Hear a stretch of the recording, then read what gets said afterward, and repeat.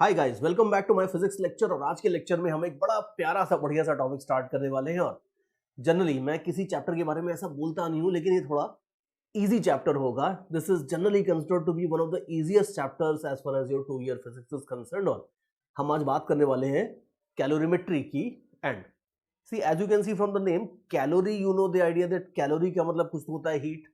मेरे जैसे मोटे मोटे जो लोग होते हैं उनको बड़ी इच्छा होती है कि कैलोरीज बर्न हो जाए, होती नहीं है वो अलग बात है, लेकिन कैलोरी का मतलब होता है एक तरीके से अगर आप देखोगे तो हीट। और मेट्री का मतलब होता है मेजरमेंट। तो कैलोरीमेट्री इज अ चैप्टर जहां पे हम हीट से संबंधित कुछ बातें करेंगे, हीट को मेजर करने की कुछ बात करेंगे, या अगर थोड़ा सा और प्रिसाइजली बोला जाए तो हम यहाँ पे ये देखने वाले हैं कि अगर किसी भी ऑब्जेक्ट को, ये ऑब्जेक्ट है मान लो मेरे पास, इसको मैं अगर हीट प्रोवाइड करता हूँ, एक measured amount of heat provide करता हूँ, तो इस हीट को प्रोवाइड करने का इसके ऊपर क्या इफेक्ट होगा ये हम देखने वाले हैं। एंड यू कैन इजीली सी, अब आप कहोगे सर इसमें देखने की क्या बात है, हीट प्रोवाइड करेंगे तो गर्म हो जाएगा। ठीक है, सब जानते हैं गर्म हो जाएगा, लेकिन as an engineer we will need to calculate कि भाई कितना गर्म होगा, because you know very well that engineering is all about measuring things. गर्म होगा दैट इज ओके, बट कितना गर्म होगा। फिर दूसरी बात यह है कि ये भी आप देखो कि मटेरियल पे भी चीजें डिपेंड करेंगी। आप सेम हीट अगर लकड़ी के एक पीस को दोगे तो शायद वो कम गर्म होगी, लेकिन अगर आप मान लो सिल्वर की एक बोल है उसको अगर आप सेम हीट दे दोगे तो उसका टेम्परेचर काफी बढ़ जाएगा, and so on and so fourth. तो बात ये होती है कि हमें यहाँ पे इस चीज को मेजर करने में इंटरेस्ट है कि किसी भी चीज को अगर हीट दिया जाएगा तो उसका उसके ऊपर क्या इफेक्ट होता है। एंड अगर आप ये सोच रहे हो कि एक और इफेक्ट और भी होता है, तो यू आर एब्सोल्युटली राइट। कई बार ऐसा भी होता है कि किसी भी चीज को थोड़ी ज्यादा ही हीट दे दो तो गरम वरम होना तो अलग बात है, लेकिन उसके साथ साथ वो मेल्ट हो जाती है। सॉलिड है तो मेल्ट हो जाती है, और अगर ऑलरेडी लिक्विड है तो वेपराइज भी हो जाती है। तो ये भी होता है इफेक्ट। प्राइमरली किसी भी चीज को हीट देने के दो इफेक्ट्स होते हैं, उसका टेम्परेचर चेंज हो सकता है या उसका स्टेट चेंज हो सकता है। स्टेट की बजाय हम इसको यहाँ पे फेज बोलेंगे, उसका फेज चेंज हो सकता है, वो सॉलिड से लिक्विड जा सकती है या लिक्विड से गैसियस स्टेट में जा सकती है। ये दो प्राइमरी इफेक्ट्स होते हैं जिन दोनों को हम यहाँ पे अभी स्टडी करने वाले हैं। पर थोड़ा सा स्टेप बाय स्टेप चलेंगे। सबसे पहले तो मैं फेज चेंज की बात नहीं करूंगा लेक्चर के इनिशियल पार्ट में। मैं एज्यूम कर लूंगा कि हम इतनी ज्यादा हीट नहीं दे रहे हैं कि फेज चेंज होता है। और फेज चेंज अगर आप नेग्लेक्ट कर दो तो किसी भी चीज को हीट देने का एक प्राइमरी इफेक्ट बस यही होता है कि उसका टेम्परेचर थोड़ा सा बढ़ जाता है। सबसे पहले हम उसकी बात करेंगे, और कितना बढ़ता है कैसा होता है उसके ऊपर आते हैं। सी, मान लो सपोज मेरे पास एक ऑब्जेक्ट है, कुछ मास वास है इसका लेटस से, और मैं बड़ी कंजूसी से हीट देने वाला हूं। मान लो सपोज मैं कहता हूं कि भाई मैं तेरे को एक थोड़ी सी हीट दूंगा DQ। तो कहेगा ठीक है भाई, हीट आप मेरे को थोड़ी सी दे रहे हो तो मैं टेम्परेचर भी अपना थोड़ा सा ही बढ़ाऊंगा। तो मान लेते हैं कि DQ मैंने इसको हीट दी तो इसका थोड़ा सा टेम्परेचर बढ़ जाएगा DT। अब आप देख लो, कॉमन सेंस की बात है कि जितनी हीट दोगे उसी के प्रपोर्शन में टेम्परेचर बढ़ेगा। तो देयरफॉर एक बात तो ये होती है कि DQ will be proportional to DT, amount of heat required to raise the temperature will be directly proportional to the change in temperature. That's one thing. दूसरा आप ये देखो एक और चीज कि कितनी हीट रिक्वायर्ड होगी टेम्परेचर बढ़ाने के लिए, ये इस पे भी बहुत स्ट्रांगली डिपेंड करेगी कि भाई बड़ा ऑब्जेक्ट कितना है। भाई मान लो सपोज आपको एक गिलास पानी गर्म करना है तो उसके लिए एक सर्टेन हीट रिक्वायर्ड होगी, लेकिन अगर उतना ही टेम्परेचर चेंज आपको मान लो पूरे तालाब में भर के पानी है, उसके पूरे के पूरे तालाब के पानी का सेम टेम्परेचर चेंज करना है, तो उससे कई कई कई गुना ज्यादा हीट रिक्वायर्ड होगी। तो जो हीट रिक्वायर्ड होगी वो इसके भी प्रोपोर्शनल होगी कि भाई कितना बड़ा ऑब्जेक्ट लिया है, उसका मास कितना ज्यादा है। और इसके साथ साथ जैसा कि हम शुरू में लेक्चर की बात कर रहे थे, लेक्चर के शुरू में हम जो चीज बात कर रहे थे वो ये था कि हीट का रिक्वायरमेंट इसके ऊपर भी डिपेंड करता है कि भाई मटेरियल क्या है। हर मटेरियल को हीट देने का सेम इफेक्ट नहीं आता है। आप लकड़ी के, प्लास्टिक के पीस को अगर आप धूप में रख दो तो आपको उतनी हीट गर्मी फील नहीं होगी उसमें। वही अगर आप एक लोहे की बेंच है उसके ऊपर अगर आप मान लो गर्मी के सीजन में बैठ जाते हो तो आपको ज्यादा हीट फील होगी। तो देयरफॉर जो हीट आप देते हो उसका टेम्परेचर वाइज जो इफेक्ट होता है ये स्ट्रिक्टली स्पीकिंग ऑब्जेक्ट के मटेरियल के ऊपर भी डिपेंड करता है। और हमें पता है कि मटेरियल के ऊपर जो डिपेंडेंस होती है उसको हम हमेशा प्रोपोर्शनलिटी कांस्टेंट के फॉर्म में एक्सप्रेस कर देते हैं। तो यहाँ पे अगर मैं इसको पूरा कंबाइन कर दूं तो इक्वेशन बनती है DQ is equal to m into some constant multiplied by DT। और ये जो कांस्टेंट होता है, इस कांस्टेंट को, ये कांस्टेंट मटेरियल के ऊपर डिपेंड करता है, इस कांस्टेंट को मटेरियल की स्पेसिफिक हीट बोलते हैं, या पूरा नाम अगर आप देखोगे तो उसको मटेरियल की स्पेसिफिक हीट कैपेसिटी बोला जाता है, बट हम सिंपल लैंग्वेज में इसको मटेरियल की स्पेसिफिक हीट बोलने वाले हैं। और ये जो इक्वेशन होती है dq equal to mc dt, ये इस चैप्टर के फर्स्ट पार्ट की सबसे बेसिक इक्वेशन है। ये इक्वेशन आपको बताती है कि अगर किसी भी ऑब्जेक्ट को हीट दोगे तो हीट देने से टेम्परेचर चेंज कितना होगा, ये आपको पता चलता है इस इक्वेशन से। और C के कुछ वैल्यूज आपको पता होने चाहिए। C की वैल्यूज अगर आप सबसे पहले लेटर से सबसे कॉमन चीज पानी को देखते हैं, अगर आपको मान लो स्पेसिफिक हीट चाहिए वाटर की, तो वाटर की स्पेसिफिक हीट होती है 1 कैलोरी पर ग्राम डिग्री सेल्सियस। ये ध्यान रखना, ये वैल्यू आपको जनरली एग्जाम्स में देंगे नहीं, देंगे भी तो कोई फर्क नहीं पड़ता, ये वैल्यू आपको याद होनी चाहिए कि जो पानी की स्पेसिफिक हीट होती है वो होती है 1 कैलोरी पर ग्राम डिग्री सेल्सियस। यूनिट्स भी बड़ी इंपॉर्टेंट है। सी जो चैप्टर्स थोड़े से इजी होते हैं, उन इजी चैप्टर्स में लोग कहाँ फंसाते हैं आपको, यूनिट्स में फंसाने की कोशिश करते हैं। और कई बार बच्चे यूनिट्स एंड डायमेंशंस को नेग्लेक्ट करके चलते हैं, तो जहां नहीं फंसना होता है वहां फंस जाते हैं। तो ध्यान रखना कि ये यूनिट्स हैं आपकी स्पेसिफिक हीट की यूनिट्स। अगर आप देखोगे तो ये हो जाएगी आपकी एनर्जी की यूनिट, ये है मास की यूनिट और ये है टेम्परेचर की यूनिट। अब जो कॉमन लैंग्वेज में डे टू डे में जनरली ज्यादातर जो यूनिट्स यूज होती है हीट की, वो होती है कैलोरी। मास को ये ग्राम और टेम्परेचर को डिग्री सेल्सियस में अगर मेजर करते हैं तो कैलोरी पर ग्राम डिग्री सेल्सियस तो स्पेसिफिक हीट की सबसे कॉमन यूनिट होती है, जो ज्यादातर बुक्स में आपको यूज करते हुए लोग मिलेंगे। और ये बिल्कुल मत बोलना कि सर अच्छा ठीक है ये तो सीजीएस यूनिट होती है। कई बार लोग ग्राम देख के बोल देते हैं कि सीजीएस हो गई, सीजीएस नहीं होती है। सीजीएस यूनिट बिल्कुल नहीं है, ये कुछ अजीब सी मिक्स्ड यूनिट है। एनर्जी की सीजीएस यूनिट अगर आप देखोगे वो तो अर्ग्स होती है ना, तो अगर मान लो अर्ग्स पर ग्राम डिग्री सेल्सियस होता तो वो हम फिर भी सीजीएस में जा सकते थे, लेकिन ये ना एमकेएस है ना एसआई है ना सीजीएस है, ये कुछ अजीब ही सी मिक्स्ड यूनिट है। तो ये आपकी लेकिन फिर भी सबसे कॉमन यूनिट होती है। और अगर आपको इसको आगे चेंज करना है एसआई यूनिट में, तो ये ध्यान रखना कि 1 कैलोरी होती है कितने जूल के बराबर, 4.2 जूल्स के बराबर। तो 1 कैलोरी को लिखोगे 4.2 जूल्स, 1 ग्राम को लिखोगे 10⁻³ kg, 1 डिग्री सेल्सियस को 1 केल्विन लिख दो, कोई फर्क नहीं पड़ता है, because you know that degree Celsius और केल्विन में डिफरेंस होता है। लेकिन फिर भी टेम्परेचर अगर दोनों का डिफरेंस देख रहे हो, ध्यान से देखो कि ये टी नहीं है, यहाँ पे ये dt है, चेंज इन टेम्परेचर है। तो चेंज अगर आप लोगे तो 1 डिग्री सेल्सियस का चेंज या 1 केल्विन का चेंज, ये दोनों के दोनों तो बराबर होते हैं। तो यहाँ पे वो 273 वगैरह ऐड करने के चक्कर में पड़ना ही नहीं है, आप इसको सिंपली केल्विन लिख दो। तो ये अगर आप देखोगे तो ये हो जाएगा 4200 जूल्स पर केजी केल्विन। ये बात है। तो ये ध्यान रखना कि पूरी कैलोरीमेट्री में, calorimetry is an easy chapter, वो आपको जनरली यूनिट्स में फंसाने की कोशिश करते हैं और सक्सेसफुल नहीं होते हैं mostly, because you are too good कि आपको यूनिट्स में फंसाया जा सके। लेकिन फिर भी अगर मान लो सपोज तेंदुलकर भी बैटिंग कर रहा है और वो मान लो सपोज देख ही नहीं रहा है बॉल की तरफ, तब तो आउट हो जाएगा ना। तो यहाँ पे भी यूनिट्स की तरफ अगर आप देखोगे नहीं, उसको हल्के में ले लोगे तो फिर गड़बड़ हो जाएगी। बट शुरू से उसको साथ में लेके चलो, कोई दिक्कत नहीं आएगी कि ये मिक्स्ड यूनिट्स होती है। और उसको अगर आप एसआई में कन्वर्ट करते हो तो एक 4200 का फैक्टर हमेशा आ जाता है, ये बात है। तो पानी के लिए ये ध्यान रखना कि ये होती है स्पेसिफिक हीट। और इसके साथ साथ और भी चीजों की पता होनी चाहिए, जैसे अगर आइस आप लेते हो तो आइस की स्पेसिफिक हीट लगभग पानी की आधी होती है। मतलब ये याद करने की जरूरत नहीं है, बट रफली आइडिया होना चाहिए कि आइस, आप कहोगे सर आइस तो केमिकली सेम होता है, बट केमिस्ट्री क्लास थोड़ी चल रही है। केमिकली आइस और वाटर सेम होते हैं, वैसे तो वेपर भी केमिकली अगर आप देखोगे तो सेम होगी, लेकिन फिजिकल प्रॉपर्टीज तो बिल्कुल डिफरेंट होती है ना। तो आइस के लिए अगर आप देखो तो आइस की स्पेसिफिक हीट भी होती है और ये होती है 0.5 कैलोरी पर ग्राम डिग्री सेल्सियस, या इधर देखोगे तो 2100 जूल्स पर केजी केल्विन।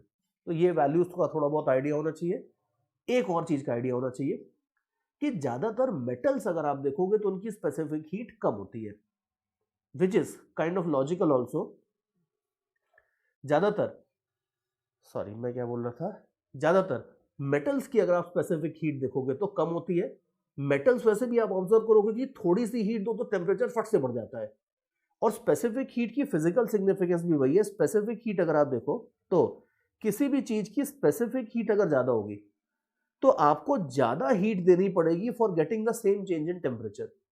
तो स्पेसिफिक हीट की सिग्निफिकेंस भी यही है कि जिस मटेरियल की स्पेसिफिक हीट ज्यादा होती है उसको ज्यादा हीट देनी पड़ती है, तब जाके उसका टेम्परेचर चेंज होता है। मेटल्स के केस में ऐसा नहीं है। तो ज्यादातर मेटल्स की स्पेसिफिक हीट लो होती है, और प्लास्टिक, वाटर, वुड, इन सब की स्पेसिफिक हीट्स अगर आप देखोगे तो जनरली थोड़ी सी ज्यादा होती है। और उसमें भी एक बड़ी इंटरेस्टिंग बात है कि पानी की स्पेसिफिक हीट ज्यादातर नेचुरल मटेरियल्स से ज्यादा होती है। As far as I remember right now, जितने भी नॉन नेचुरल मटेरियल्स हैं उनसे ज्यादा स्पेसिफिक हीट होती है पानी की। तो पानी सरप्राइजिंगली इतनी कॉमन चीज है, कई बार अपने को देख के लगता है पानी की कौन सी स्पेशल प्रॉपर्टी होगी, लेकिन पानी की एक बड़ी स्पेशल प्रॉपर्टी होती है कि पानी की स्पेसिफिक हीट काफी हाई होती है। और जितने भी नॉन नेचुरल मटेरियल्स हैं सॉलिड लिक्विड की उसमें जो आते हैं कैटेगरी में, उनमें सबसे ज्यादा स्पेसिफिक हीट पानी की होती है। तो पानी का टेम्परेचर बढ़ाना सबसे ज्यादा मुश्किल होता है एक तरीके से। पानी हीट को सबसे ज्यादा अच्छे तरीके से स्टोर करके रख सकता है, ये बात है। तो ये थोड़ी बहुत वैल्यूज हैं जिनका अपने को ध्यान रखना है। और बाकी आप ये देख लो कि जो ऊपर मैंने इक्वेशन लिखी है ये तो एक तरीके से डिफरेंशियल इक्वेशन है, मतलब इसमें डी वगैरह आ रहे हैं। इसकी अगर आपको प्रॉपर इक्वेशन चाहिए तो आप इसको इंटीग्रेट कर दो। तो अगर आप इसको इंटीग्रेट करना चाहते हो तो ये हो जाएगा।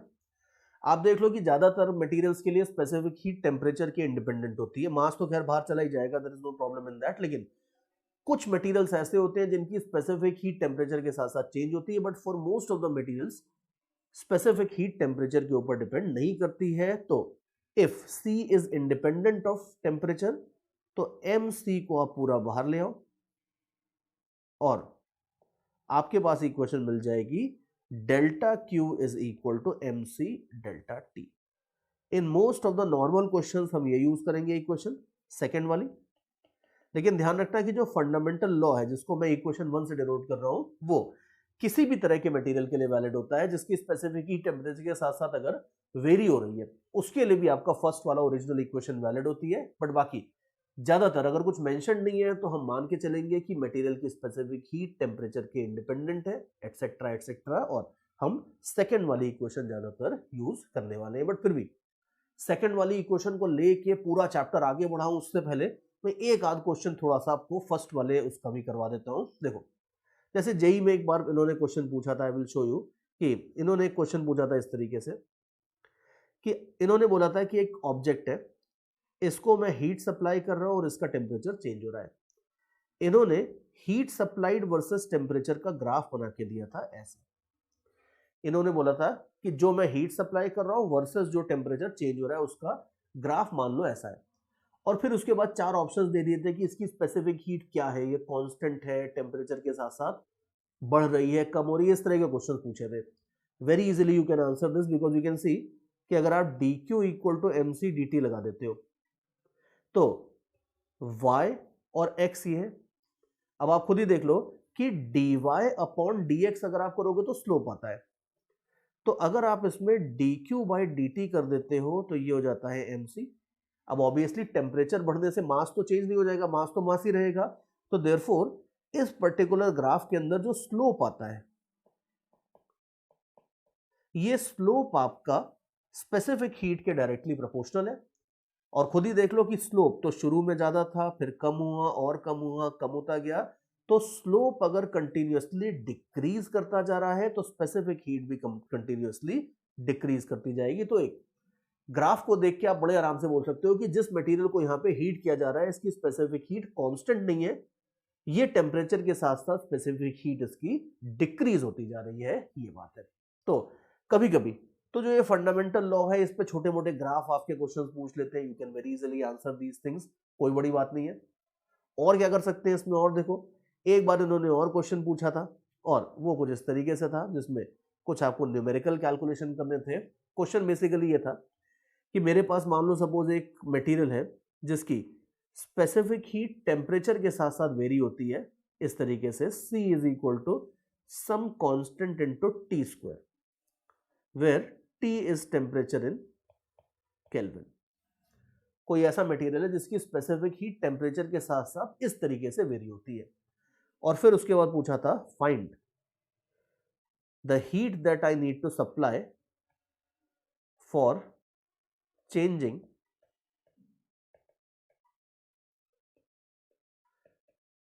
the temperature from 100 Kelvin to 200 kelvin, ये क्वेश्चन था।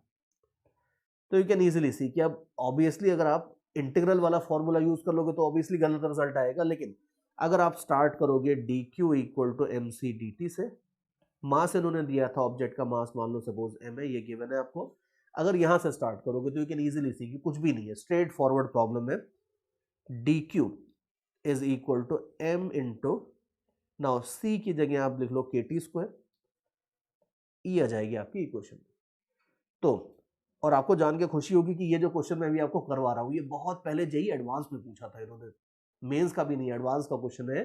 तो खुद ही देख लो, जो शुरू में मैंने बोला था कि calorimetry is kind of easy, वो सही बात है बिल्कुल, बिकॉज कैलोरीमेट्री में मतलब ऐसा नहीं कि हर क्वेश्चन इतना आसान होता है, लेकिन ज्यादातर क्वेश्चन वो एक लेवल के ऊपर लेके नहीं जाएंगे, वेक्टर्स वेक्टर्स तो लगेंगे नहीं, डिफरेंशिएशन इंटीग्रेशन भी एक आध इसी तरह के छोटे मोटे क्वेश्चंस में लगेगा, उसके आगे लगेगा नहीं, और कोई मैकेनिक्स के भी बहुत कॉम्प्लिकेटेड आइडियाज इसमें लगाते नहीं है। तो चलो आगे बढ़ते हैं, इसको बस आप इंटीग्रेट कर दो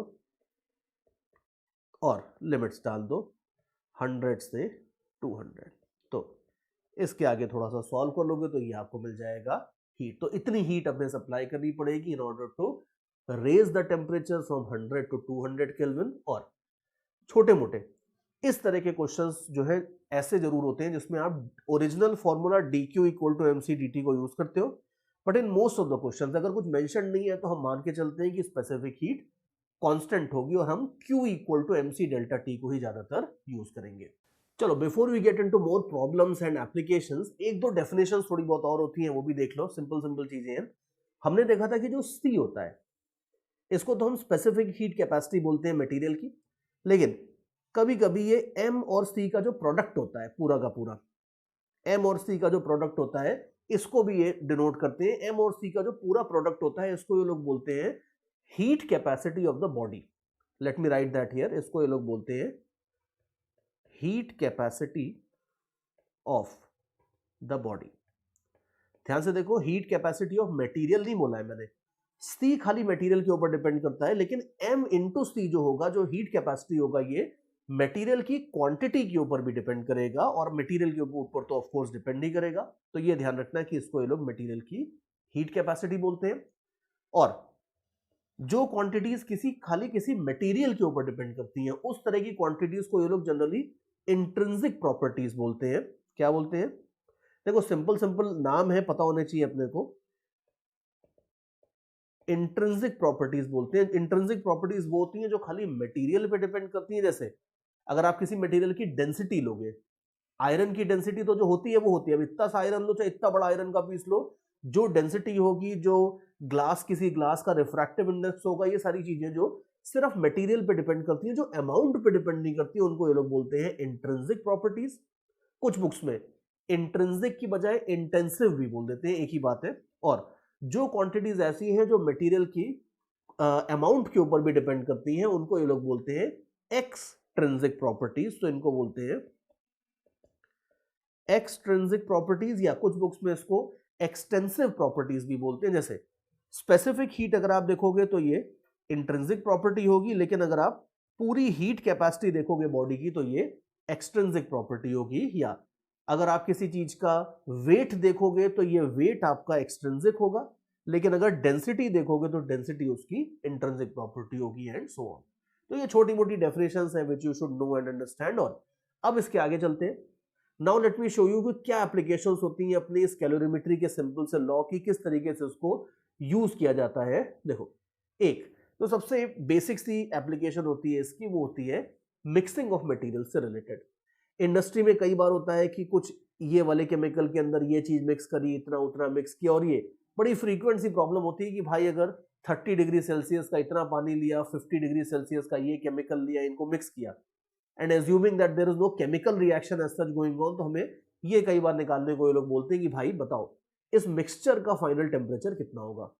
तो ये सबसे पहले हम देखने वाले हैं कि ये मिक्सिंग ऑफ मटेरियल्स टाइप के क्वेश्चंस क्या होते हैं और उनको कैसे टैकल किया जाता है। और देखो कुछ भी बात नहीं होती इसमें, सिंपल सी बात ही होती है कि अगर दो चीजों को मिक्स किया, एक गर्म दूसरा ठंडा, और एनर्जी अगर आप मान लेते हो कि मिक्सिंग के दौरान एटमॉस्फेयर में वेस्ट नहीं हो रही है, तो हमें सिंपल सा एक काम करना होता है कि गर्म वाला जितना एनर्जी लूज करेगा, ठंडा वाला उतनी एनर्जी गेन करेगा। तो सिंपल कंजर्वेशन ऑफ एनर्जी को यूज कर करके इसके छोटे मोटे क्वेश्चन सॉल्व कर लिए जाते हैं। जैसे मान लो सपोज लेट अस से कि आप सर्दी का मौसम है और सर्दी के मौसम में हम नहाने के लिए गए हैं और उसमें अब समस्या हमारे सामने बहुत बड़ी है कि एक बकेट के अंदर मान लो सपोज 10 kg ऑफ पानी है और ये 10 kg ऑफ पानी है बेचारा 5 डिग्री सेल्सियस के ऊपर।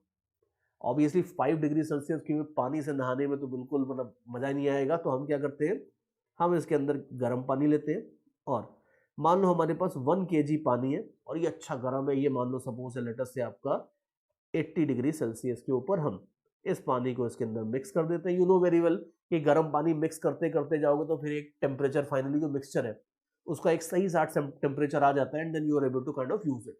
तो यहाँ पे हमारा क्वेश्चन बड़ा सिंपल सा है कि assuming that no heat is wasted in atmosphere, which is kind of a bad assumption, but let's make that in the first question. Assuming that no heat is wasted in atmosphere, हमें ये निकालना है कि इस mixture का final temperature कितना होगा। तो देखो ये क्वेश्चन और इस तरह के हजारों क्वेश्चन जो गाइड्स में बुक्स में होते हैं, इन सब में एक ही काम करना होता है कि एक जो गर्म पानी है वो जितनी हीट लूज करेगा उतना ठंडा पानी हीट गेन करने वाला है, बस ये करना होता है। तो अब आप देखो कि हम इसमें मान लेते हैं सपोज कि मिक्सिंग हो गई है और मिक्सिंग के बाद जो फाइनल टेम्परेचर होगा मिक्सचर का, देखो ऑब्वियसली जो मिक्सचर का टेम्परेचर होगा वो 5 डिग्री से ज्यादा होगा लेकिन 80 डिग्री से कम होगा, कुछ बीच में होगा टेम्परेचर। तो हम ये मान लेते हैं कि मिक्सचर का जो फाइनल टेम्परेचर है वो है T। तो heat gained by colder water, अगर आप देखो कोल्डर वाटर को क्या हुआ है, कोल्डर वाटर 5 डिग्री सेल्सियस से उठ के टी टेम्परेचर के ऊपर आ गया। It might be 20 degree Celsius, 30 degree Celsius, whatever. तो ठंडा पानी का टेम्परेचर बढ़ा है तो इसने हीट गेन करी है और हीट गेन हो जाएगी m into C into delta T. ध्यान रखना कि डेल्टा टी अगर इंक्रीज इन टेम्परेचर है, ये छोटा सा बड़ा इंपॉर्टेंट पॉइंट है तो ध्यान रखना इसको कि डेल्टा टी अगर इंक्रीज इन टेम्परेचर है तो ये होगा फाइनल माइनस इनिशियल। लेकिन अगर कोई ऐसी चीज है जो एनर्जी लूज कर रही है तो उसके लिए delta T decrease in temperature होगा और वो डिक्रीज अगर आप करोगे तो वो होता है इनिशियल माइनस फाइनल। तो गेन के लिए तो ठीक है, लेकिन अगर आपको क्यू लॉस्ट चाहिए, ठीक है, heat lost by this water चाहिए, जो कम वाला पानी था ये जितनी हीट लूज करेगा अगर आपको ये चाहिए तो हीट का लॉस हो जाएगा m into C into loss in temperature. Q equal to M C delta T में अगर Q हीट गेन्ड है तो डेल्टा टी टेम्परेचर का राइज है और अगर Q हीट लॉस्ट है तो डेल्टा टी टेम्परेचर का लॉस है, यानी कि कम कितना हो रहा है। तो आप देख लो कि जो टेम्परेचर का लॉस होगा वो हो जाएगा इनिशियल माइनस फाइनल। तो यहां पे ध्यान से रखना कि यहां पे आपको इनिशियल माइनस फाइनल करना होगा ऐसे। यहां पे t माइनस 80 मत कर देना, 80 minus T will be the right thing. और अब एनर्जी कंजर्वेशन सिंपली ये बोलता है कि एक ने जितना गेन किया दूसरे ने उतना लॉस किया, तो बस इन दोनों को आप इक्वेट कर दो, कुछ भी नहीं करना है, बिल्कुल सिंपल। मतलब कई बार कैलोरीमेट्री पढ़ने के बाद बच्चे कहते हैं सर ये तो बिल्कुल कॉमर्स जैसी चीज है, काउंटिंग हो रही है कि इतना इधर से आया इतना इधर गया, डिफरेंस क्या हुआ उसको इक्वेट कर दो। बिल्कुल 100% ये बैलेंस शीट मेंटेन करने वाली चीज है, कॉमर्स लेवल की चीज है, कुछ है नहीं इससे ज्यादा complicated. So let's do that. You will see 10c into t minus 5 is equal to c into 80 minus t।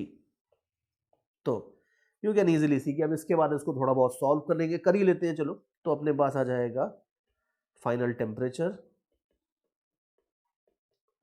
बस एक प्रॉपर डिसिप्लिन के साथ बिना सिली मिस्टेक की अगर आप इसे सॉल्व करते जाओगे तो आपका काम पूरा बढ़िया हो जाएगा एंड यू विल सी कि t आ जाएगा आपके पास फाइनली 80 प्लस 50 बोले तो 130, 130 बाय 11, ठीक है, 130 बाय 11 डिग्री सेल्सियस, मतलब 13 डिग्री सेल्सियस से थोड़ा सा कम आ जाएगा। तो यू कैन इजीली सी कि अभी भी ये बहुत कंफर्टेबल तो नहीं है, लेकिन ठीक है 5 डिग्री सेल्सियस के पानी से नहाने से तो अच्छा है कि लगभग 13 डिग्री सेल्सियस के पानी से नहा लो, फिर भी काफी बेटर रहेगा। नहीं तो और गर्म पानी ऐड कर सकते हो, that's not an issue. But you can easily सी कि मिक्सिंग वाले क्वेश्चन स्ट्रेट फॉरवर्ड होते हैं और ये तो खैर बहुत सिंपल सी चीज थी जिसमें हमने दो मटेरियल्स मिक्स किए, कुछ बार बार भी हीट गायब नहीं हो रही थी। लेकिन इस तरीके से अभी मिक्सिंग के ही मैं और एग्जांपल्स लेके आपको दिखाने वाला हूं, लेकिन इस तरीके से हम मिक्सिंग टाइप के क्वेश्चन सॉल्व करते हैं, जो कि बिल्कुल कॉमन सेंस वाले क्वेश्चंस होते हैं। इन सब में आपको एक ही काम करना होता है कि कितना आया कितना गया उन सबका बस हिसाब रखना होता है, नथिंग मोर देन दैट। तो चलो एक और एग्जांपल दिखाता हूं मैं आपको। अब की बार दो नहीं, मैं 3 मटेरियल्स को मिक्स कर देता हूं। Have a look at the situation. देखो है कुछ भी नहीं, यहाँ पे भी मेरे पास 3 ऑब्जेक्ट्स हैं, इनके टेम्परेचर्स आपको गिवन है और इनका मास आपको गिवन है, और अब की बात तीनों की स्पेसिफिक हीट भी अलग अलग है, तो ये कैंसिल नहीं होगी, तीनों की स्पेसिफिक हीट मैंने दी आपको ऐसे। इन तीनों को मैं मिक्स कर रहा हूं and assuming that no energy escapes to atmosphere or anywhere else, हमें ये निकालना है कि जो फाइनल मिक्सचर बनेगा इस मिक्सचर का फाइनली टेम्परेचर कितना होगा, ये हमारा टारगेट है। और क्या करेंगे, अब देखो देखो 3 ऑब्जेक्ट्स के मिक्सिंग में एक छोटी सी प्रॉब्लम ये आती है बस कि हमें ये नहीं पता कि जो फाइनल टेम्परेचर होगा वो 20 और 50 के बीच में होगा या 50 और 100 के बीच में होगा, किस रेंज में होगा ये हमें नहीं पता। देखो ये तो हमें पता है कि मिनिमम और मैक्सिमम जो है उनके बीच में कहीं होगा, लेकिन एग्जैक्टली किस रेंज में होगा नहीं पता हमें, और उससे at the end of the day कोई फर्क भी नहीं पड़ेगा। बट इक्वेशन लिखने में थोड़ा सा आपको केयरफुल रहना होगा। जैसे अगर मान लो सपोज हम ये मान लेते हैं कि जो फाइनल टेम्परेचर है वो कहीं ना कहीं 100 और 50 के बीच में लाई करेगा, मान लेते हैं। तो अगर लेट अस से कि final temperature round about let say 70 degree Celsius आता है, तो हमें ये पता है कि ये बंदा तो हीट गेन ही कर रहा है और ये हीट लूज कर रहा है, ये तो पक्की बात है, ये तो हमेशा होगा ही होगा। जो टॉपर है वो लूज ही करेगा, जो बॉटम पे है वो गेन ही करेगा, ऑप्शन नहीं है। लेकिन जो ये 50 डिग्री सेल्सियस वाला है, अब आप देखो कि फाइनल टेम्परेचर अगर ये आता है तो 50 वाले ने हीट गेन करी है, लेकिन फाइनल टेम्परेचर अगर ये आता तो 50 डिग्री सेल्सियस वाला हीट लूज करता। इक्वेशंस लिखने का तरीका थोड़ा सा बदल जाएगा अगर फाइनल टेम्परेचर 50 से ऊपर आएगा या 50 से नीचे आएगा। और हमें पता है कि फिजिक्स के लॉज बड़े स्ट्रांग होते हैं और इसमें अगर आप कोई ना कोई एक एजम्पशन लेके उसके हिसाब से अगर आप इक्वेशंस लिखते हो तो कभी कोई गलती होगी नहीं। तो हम ये मान लेते हैं इस तरह के क्वेश्चंस में कि जो फाइनल टेम्परेचर होगा उसका कुछ वैल्यू हो जाएगा, लेट अस से कि फाइनल टेम्परेचर हो जाएगा T, और एक एजम्पशन ले लेते हैं, मान लो कि ये टेम्परेचर लेट अस से 50 डिग्री सेल्सियस से ज्यादा होगा, मान लेते हैं। और अगर ये एजम्पशन सही है तो भी कोई प्रॉब्लम नहीं है, गलत है तो भी कोई प्रॉब्लम नहीं, आंसर हर केस में सही आएगा, बट इक्वेशंस लिखने में आपको आसानी पड़ेगी अगर आप इस तरह का एक छोटा सा एजम्पशन ले लेते हो। तो देखो अब अगर फाइनल टेम्परेचर 50 से ज्यादा है तो इसका मतलब है कि इसने तो और इसने, इन दोनों भाइयों ने हीट गेन करी है, और किसके एक्सपेंस पे हीट गेन करी है, इसका लॉस हुआ है 100 डिग्री सेल्सियस वाले का। तो therefore heat lost by first block is equal to heat gain by second plus heat gain by third. ठीक है, ये फर्स्ट है, ये सेकेंड है, ये थर्ड है। हम अब इस तरह से इक्वेशन लिख सकते हैं। और हमें पता है कि गेन के लिए डेल्टा टी होता है फाइनल माइनस इनिशियल, तो चलो उसी से स्टार्ट करते हैं, 2 से स्टार्ट करते हैं। 2 के लिए आप देख लो m multiplied by c multiplied by delta T. Now this is gain, तो 2 के लिए फाइनल टेम्परेचर ये है, इनिशियल टेम्परेचर ये था, इन दोनों का डिफरेंस करोगे तो ये हो जाएगा gain, and this will be simply t minus 20। Similarly 3 के लिए देख लो, 3 के लिए हो जाएगा m into C into delta T. Now delta T will again be t minus 50। ये बात है। अगर हम ये मानते हैं कि जो टेम्परेचर है वो 50 से कम था तो फिर हम इस इक्वेशन को थोड़ा अलग तरीके से लिखते, लेकिन ऐसे लिखो या वैसे लिखो अल्टीमेटली आंसर सेम ही आता है। तो बस हम खाली अपनी कन्वीनियंस के लिए मान लेते हैं कि ये टेम्परेचर कितना रेंज में आ रहा है। जैसे एटवोर्ड्स मशीन ही थी ना, अगर M1 M2 होते थे, वैल्यूज नहीं भी गिवन है, तो हम क्या कहते थे, हम एज्यूम कर लेते थे कि ये ऊपर जाएगा और ये नीचे जाएगा, उसके अकॉर्डिंग फिर हम इक्वेशंस लिखते थे, and the answer that we will get will be valid in this case also and in that case also. वो सेम चीज यहां पे भी है। और राइट हैंड साइड तो लिख लिया, अभी लेफ्ट हैंड साइड देख लो। लेफ्ट हैंड साइड में m है आपका 100, स्पेसिफिक हीट है 0.5। अब डेल्टा टी आप ध्यान रखना कि ये है हीट लॉस्ट, तो टेम्परेचर का भी जो चेंज होगा वो आपका इनिशियल माइनस फाइनल होगा। तो 100 इनिशियल था और फाइनल टी है, तो ये जो आप लिखोगे ये लिखोगे 100 माइनस टी। तो ये प्रॉपर तरीका होता है इक्वेशन लिखने का। अब इसके बाद कुछ बचा नहीं है इसमें, इनफैक्ट इसके पहले भी कुछ बहुत ज्यादा बड़ी बात नहीं थी, लेकिन अब इसके बाद तो एब्सोल्युटली कुछ भी नहीं बचा है। इनको बस आप सॉल्व करो। यू कैन सी कि इस पूरी की पूरी इक्वेशन में T is the only unknown. तो वीडियो पॉज कर दो, आलतू फालतू चीजें थोड़ी बहुत कैंसिल वैंसिल करके इसको सॉल्व करो, और सॉल्व करके जो आपका फाइनल आंसर आ जाएगा that essentially will be the final temperature of the mixture. तो चलो सॉल्विंग के बाद फाइनली अगर आप देखोगे तो वैल्यू आपकी आनी चाहिए T equal to 80 divided by 1.7 degree Celsius, which if you use the calculator आपको पता चल जाएगा कि वो 50 डिग्री सेल्सियस से ज्यादा है या कम है, वो आप निकाल लेना। लेकिन फाइनली जो भी आंसर आएगा वो 50 डिग्री सेल्सियस से ज्यादा है तो बड़ी अच्छी बात है, लेकिन अगर कम भी है तो भी कोई फर्क नहीं पड़ता है, आपकी इक्वेशंस जो है वो बस थोड़ी एक टर्म इधर का इधर आ जाना वाला था, बट अदरवाइज जो आंसर होगा वो आंसर दोनों केस में आपका 100% राइट होगा। तो ये बात है, मल्टीपल मटेरियल्स की भी मिक्सिंग हो रही है तो कोई बड़ी बात नहीं, एक आध एजम्पशन लेके आप इक्वेशंस लिख लोगे तो आपका काम 100% हो जाएगा। चलो भाई, मिक्सिंग ऑफ मटेरियल्स में थोड़ा सा और आगे चलते हैं। Now let us talk about the role of something that is known as a calorimeter. अब यार ये कैलोरीमीटर क्या होता है?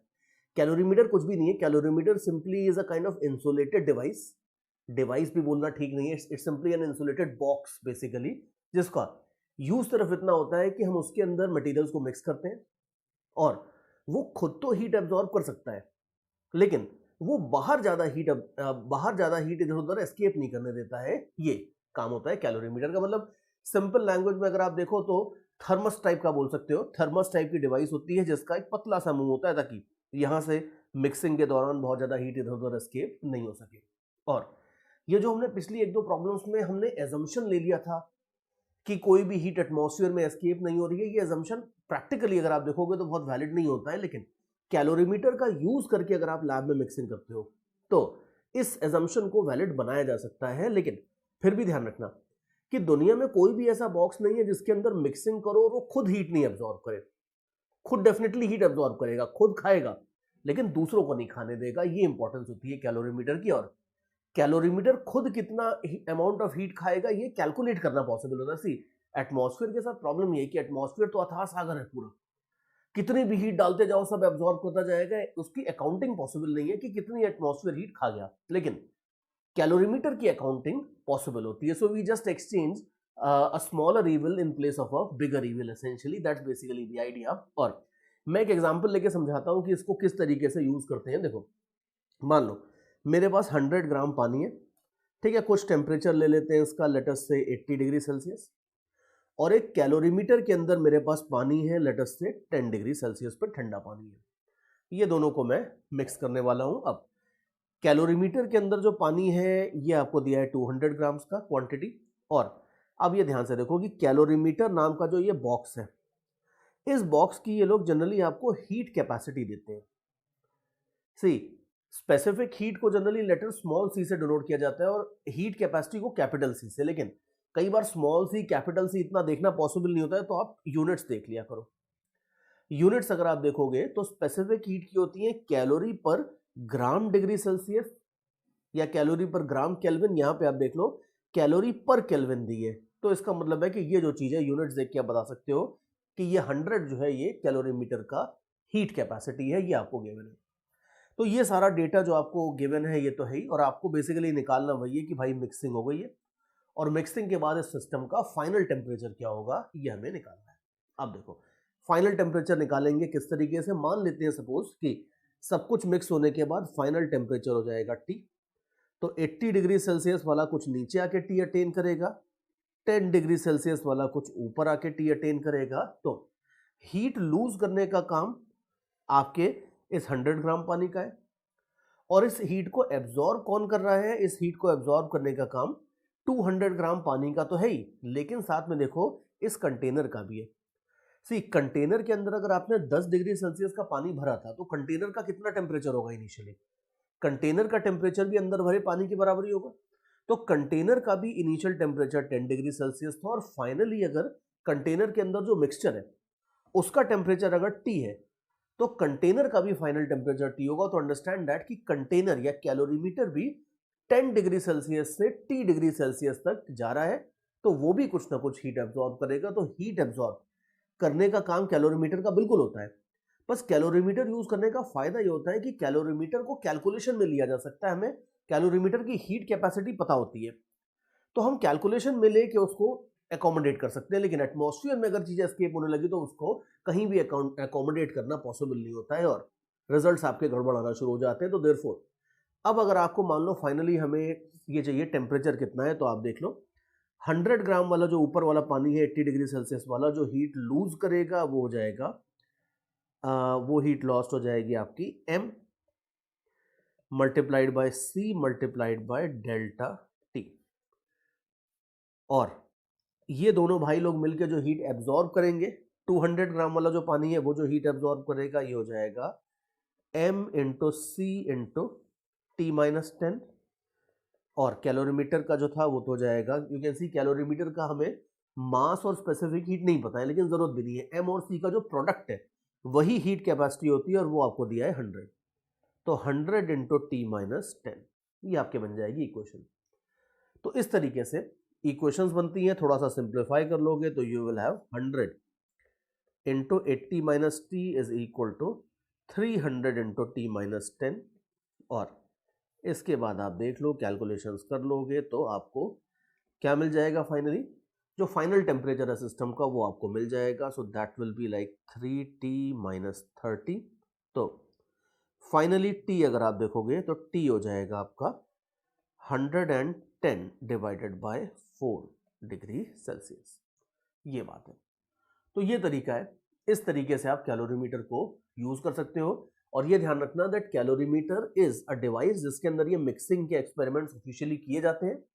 ये खुद हीट एब्जॉर्ब करता है, लेकिन बाहर हीट एस्केप नहीं करने देता है। और खुद की जो एब्जॉर्ब्ड हीट होती है उसको जनरली लोग इस तरीके से अकोमोडेट कर लेते हैं, क्योंकि सेम कैलोरीमीटर को आप अलग अलग 100-200 एक्सपेरिमेंट्स में अलग अलग जगह यूज कर रहे हो तो आपको उसकी हीट कैपेसिटी पता होती है। तो इस तरह से उसको अकोमोडेट करके क्वेश्चंस सॉल्व किए जाते हैं। So that's also easy. और आगे देखो, कैलोरीमीटर की प्रॉब्लम्स में कभी कभी एक और वर्ड ये लोग यूज कर लेते हैं। यू कैन सी की सेम फिगर मैंने दोबारा बना दी है, बस डेटा आप देख लो, डेटा सब मैंने चेंज कर दिया है। और कैलोरीमीटर की प्रॉब्लम्स में कभी कभी एक वर्ड आता है, एक टर्म ये लोग यूज करते हैं जिसको ये लोग वाटर इक्विवेलेंट बोलते हैं। तो ये वाटर इक्विवेलेंट क्या होता है, बड़ी सिंपल सी चीज होती है, ये भी हम यहाँ पे देखने वाले हैं। और देखो, कभी कभी आपको ऐसा बोलते हैं कि कैलोरीमीटर के अंदर हम मिक्सिंग कर रहे हैं, और कैलोरीमीटर की ये लोग कभी कभी आपको हीट कैपेसिटी नहीं देते, उसके बजाय ऐसा लैंग्वेज देते हैं कि कैलोरीमीटर का वाटर इक्विवेलेंट 200 ग्राम से, और इसके अंदर हमने ये वाली मिक्सिंग कर ली। और मैं टेम्परेचर्स दे देता हूँ 80 और 10, चलो यही दे देता हूँ वापस। और अगर इस कैलोरीमीटर के अंदर मिक्सिंग कर रहे हैं तो अब जरा फाइनल टेम्परेचर कितना होगा ये हमें निकालना है। ध्यान रखना, कभी भी अगर किसी भी चीज का वाटर इक्विवेलेंट दे दिया जाए तो वो प्रॉब्लम दुनिया की सबसे आसान प्रॉब्लम बन जाती है, बिकॉज कुछ होता ही नहीं है उसमें। सी वाटर इक्विवेलेंट का मतलब है, अगर ये बोला जाए कि कैलोरीमीटर का वाटर इक्विवेलेंट 200 ग्राम है, तो इसका मतलब है कि कैलोरीमेट्री वाले चैप्टर के अंदर कैलोरीमीटर 200 ग्राम पानी की तरह बिहेव करेगा। मतलब कैलोरीमेट्री की इक्वेशंस में आप कैलोरीमीटर की हीट कैपेसिटी ये वो सब भूल जाओ, आप कैलोरीमेट्री की सारी इक्वेशंस में कैलोरीमीटर को 200 ग्राम पानी के इक्विवेलेंट यानी उसके बराबर ट्रीट कर सकते हो, ये बात है। तो यहां पे अगर कैलोरीमीटर का वाटर इक्विवेलेंट 200 ग्राम दिया है तो इसका मतलब है कि एक तरह से ये बोल रहे हैं कि यहां पे अगर आप देखोगे तो 100 प्लस 200 300 ग्राम पानी है। 300 ग्राम पानी था 10 डिग्री सेल्सियस के ऊपर, और उसमें ये 300 ग्राम पानी मिक्स कर देते हैं 80 डिग्री सेल्सियस वाला। और अब बताओ कि फाइनल टेम्परेचर कितना होगा, assuming that the heat is not escaping into atmosphere. तो यू कैन इजीली सी, कुछ बचता ही नहीं है इसमें। तो ये ध्यान रखना, छोटी सी बात है कि किसी भी चीज का अगर वाटर इक्विवेलेंट दिया है, मान लो सपोज 1000 ग्राम्स, तो इसका मतलब है कि उसके मटेरियल को, उसकी प्रॉपर्टीज को, सबको भूल जाओ और उसकी जगह 1000 ग्राम पानी लेके आप प्रॉब्लम में आगे प्रोसीड कर लो। सिंपल, बात खत्म, दैट्स इट। तो ये बात है, ये ध्यान रखना कि ये मीनिंग होता है वाटर इक्विवेलेंट का। इसी तरीके से वैसे पूछते नहीं है, बोलते नहीं है, लेकिन अगर मान लो मैं आपको बोलूं आयरन इक्विवेलेंट, तो इसका मतलब सिंपली हो जाएगा कि कैलोरीमीटर में अगर कंटेनर का आयरन इक्विवेलेंट 500 ग्राम है तो इसका मतलब है कि वो 500 ग्राम आयरन के बराबर बिहेव कर रहा है, etcetera etcetera. But generally they don't use all these terms, वो generally water equivalent term use करते हैं। So that is what we need to be familiar with. और बाकी देख लो कि अब इस केस में अगर आप देखो तो बात मामला बस इतना सा बनता है कि 80 डिग्री सेल्सियस के ऊपर 300 ग्राम ऑफ वाटर था, और इसके अंदर हमने मिक्स कर दिया है 10 डिग्री सेल्सियस वाला पानी, और ये पानी भी 300 ग्राम है। तो अब आप देख लो that we are very lucky in this sense कि हमें इसमें इक्वेशन लिखने की भी जरूरत नहीं है भाई।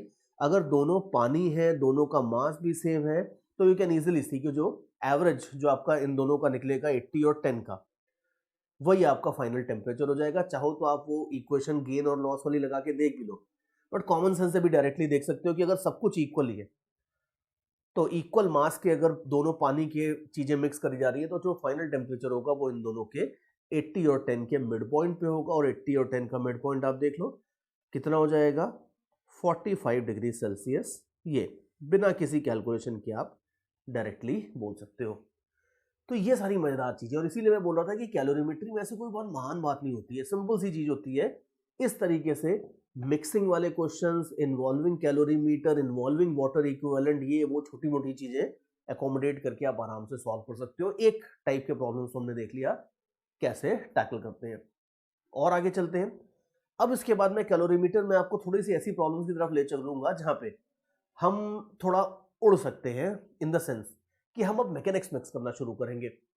ध्यान रखना कि कैलोरीमीटर वाला जो पार्ट होगा इन प्रॉब्लम्स का, कैलोरीमेट्री वाला वो तो इतना सही होगा। अब इसके बाद आप मैकेनिक्स की कोई भी उल्टी सीधी प्रॉब्लम बनाना चाहो, और उसमें याद करो मैकेनिक्स की बहुत सारी प्रॉब्लम्स होती थी हमने, जिसमें देखा था कि हीट जनरेट होती थी। अब जो हीट जनरेट होती थी उसको एब्जॉर्ब करके मटेरियल्स का टेम्परेचर बढ़ेगा। मैकेनिक्स में जब तक थे हम, तब तक तो हम प्रॉब्लम में सिंपली ये निकाल के छोड़ देते थे। मैं पूछा था कि हीट कितनी जनरेट होगी, आप निकालते थे ठीक है सर 5000 जूल जनरेट होगी, बात वहीं खत्म हो जाती थी। अब मैं आपको एक छोटा स्टेप, बेबी स्टेप और आगे लेने को बोलूंगा कि ठीक है भाई अब ये बताओ कि ये 5000 जूल्स की जो हीट जनरेट हुई है, इसको एब्जॉर्ब करके जो ऑब्जेक्ट्स इन्वॉल्व है उनका टेम्परेचर कितना राइज होगा। ये एक बेबी स्टेप अगर आप और आगे ले लोगे तो ये कहने को तो कैलोरीमेट्री का क्वेश्चन होगा, लेकिन 90, 95, 99% अगर आप देखोगे तो इसमें मेन कंसेप्ट्स आपके सारे के सारे मैकेनिक्स के ही लगने वाले हैं। जैसे मैं एक सिंपल से क्वेश्चन से शुरू करता हूं। मान लो बहुत ही बच्चों वाला क्वेश्चन है। मान लो सपोज आर्मी आपने ज्वाइन कर लिया, खतरनाक शूटर बन गए हो, और अब आपने एक बुलेट चलाई, बड़ी आर्मी वाली खतरनाक बुलेट है, मान लो सपोज 1 kg की ये बुलेट तो क्या पूरा गोला है, मान लो सपोज 1 kg की एक बुलेट आपने चलाई बड़ी सी, और इसकी स्पीड है मान लो 200 मीटर्स पर सेकेंड। प्रैक्टिस हो रही है, टारगेट प्रैक्टिस हो रही है। सामने जो टारगेट है ये मान लो सपोज ऐसा एक बड़ी मोटी सी वॉल है, ये बुलेट दीवार के ऊपर लगी और फाइनली नीचे गिर गई, मान लो सपोज रेस्ट पे आ गई। तो यू कैन इजीली सी कि इस बुलेट के पास काफी सारी काइनेटिक एनर्जी थी, और टकराने के बाद ये अल्टीमेटली सारी की सारी काइनेटिक एनर्जी गायब हो गई है। तो ये सब कहाँ गई, ये ऑब्वियसली हीट में कन्वर्ट हो गई। ठीक है, साउंड वाउंड में भी थोड़ी बहुत जाएगी बस उसने, लेकिन उसको नेग्लेक्ट कर दो। मेनली जो एनर्जी है वो कन्वर्ट हो गई आपकी हीट में। अब इस हीट को एब्जॉर्ब करके जो बुलेट है उसका भी टेम्परेचर बढ़ेगा, और जो कंक्रीट वॉल या जिस दीवार में आपने मारा था उसका भी टेम्परेचर बढ़ेगा। अब मान लो सपोज मैं आपको बोलता हूं कि एज्यूम दैट कि जो ये हीट जनरेट हुई है इसका 50% जाता है बुलेट के पास, और बुलेट की स्पेसिफिक हीट कैपेसिटी है मान लो सपोज 0.1 कैलोरी पर ग्राम डिग्री सेल्सियस। ये स्पेसिफिक हीट है बुलेट के मटेरियल की, लेड हो सकता है या जो भी मटेरियल है बुलेट का, उसकी स्पेसिफिक हीट है मान लो इतनी। 50% एनर्जी बुलेट के पास जाती है। अब आपको ये निकाल के बताना है कि भाई इस पूरे प्रोसेस में बुलेट का टेम्परेचर चेंज कितना होगा, by what degree Celsius the temperature of the bullet will rise after collision. ये क्वेश्चन है, तो आप देख लो, सॉल्व करते हैं जरा। देखो ये तो क्लियर है कि इसमें हाफ mv² सारा का सारा कन्वर्ट हो जाएगा हीट में, और वो हीट जाएगा Q equal to mc delta T में। तो पहले जो हीट जनरेटेड होगा वो होगा हाफ mv², और इसको हम mc डेल्टा टी के अल्टीमेटली इक्वल करने वाले। और देखो कैलकुलेशन, ये क्वेश्चन बहुत आसान है, कंसेप्चुअली इस क्वेश्चन में कुछ भी नहीं है, लेकिन फिर भी you might be surprise to know कि ये एक ऐसा क्वेश्चन है जो अगर मैं क्लास में करवाता हूं तो 70-80% बंदे पहली अटेम्प्ट में इसका गलत आंसर निकालते हैं। और वो क्या करते हैं पहले वो मैं आपको शायद वो करके दिखाऊंगा, या शायद सही सॉल्यूशन दे रहा हूं, ये थोड़ी देर में आप जज करके मुझे बताना। लेकिन देखो मैं इसको पहले एक तरीके से सॉल्व करके दिखाता हूं कि हाफ mv² और mc डेल्टा टी को तो मुझे इक्वेट करना है, दैट्स काइंड ऑफ ओके। मास तो कैंसिल ही हो जाता है। अब आप देख लो कि वेलोसिटी आपको दी है 200 मीटर्स पर सेकेंड, तो हाफ इंटू 4 इंटू 10⁴ तो ये हो गया। स्पेसिफिक हीट दी है 0.1, और टेम्परेचर चेंज अपने को निकालना है। ठीक है, तो ये सारी चीजें डाल देते हैं। अब आप देख लो कि डेल्टा टी अगर आप देखोगे इस तरीके से तो ये हो जाएगा 2 इंटू 10⁴ और उसमें 10 और मल्टीप्लाई हो जाएगा तो 2 into 10⁵ degree Celsius. Now 2 into 10⁵ मतलब 2 लाख डिग्री सेल्सियस टेम्परेचर बढ़ जाएगा और परमाणु बम फोड़ दिया हमने तो बिल्कुल यहाँ पे। तो यू कैन इजीली सी कि ये ठीक तो नहीं लग रहा है भी नहीं ठीक, बिल्कुल गलत है ये। और क्या गलती है इसमें? गलती ये है कि हमने यूनिट्स को तो बिल्कुल तिलांजलि दे दी इस क्वेश्चन में। आप देख लो यूनिट्स का तो कोई यूज ही नहीं किया। हम ये एसआई यूनिट्स में यूज कर रहे हैं, ये कोई और यूनिट्स में यूज कर रहे हैं, तो बिल्कुल यूनिट्स की तो हमने खिचड़ी बना रखी है। तो ये ऑब्वियसली पूरा का पूरा सॉल्यूशन गड़बड़ है। और अगर मान लो सपोज कॉम्पिटेटिव एग्जाम में ये क्वेश्चन आएगा तो ध्यान रखना एक ना एक ऑप्शन आपका 2 इंटू 10⁵ वाला जरूर होगा, बिकॉज उन्हें पता है कि बहुत सारे बंदे ये गलती करने वाले, एग्जामिनेशन प्रेशर में तो डेफिनेटली करने वाले हैं। तो जस्ट मेक श्योर कि आप इसको जरा सही तरीके से कन्वर्ट करके देखो, यूनिट्स आप सही रखो इसकी। तो एक काम करते हैं कि अगर यूनिट्स जरा कन्वर्ट कर लेते हैं तो देखो मैं ये सारा जरा कैलकुलेशन इधर का हटा देता हूँ। अब यूनिट्स थोड़ा ठीक करते हैं। तो देखो दूसरी अटेम्प्ट है अपनी ये। अब इसमें हम क्या करेंगे कि सारी की सारी यूनिट्स हम सीजीएस में कन्वर्ट कर लेते हैं। सपोज मास तो बेचारा कैंसिल हो ही गया तो उसको कन्वर्ट करने की जरूरत नहीं है। तो आप देखो सीजीएस में आप कन्वर्ट कर लो तो 200 metres per second can be written as 200 into 10⁻² centimetres per second.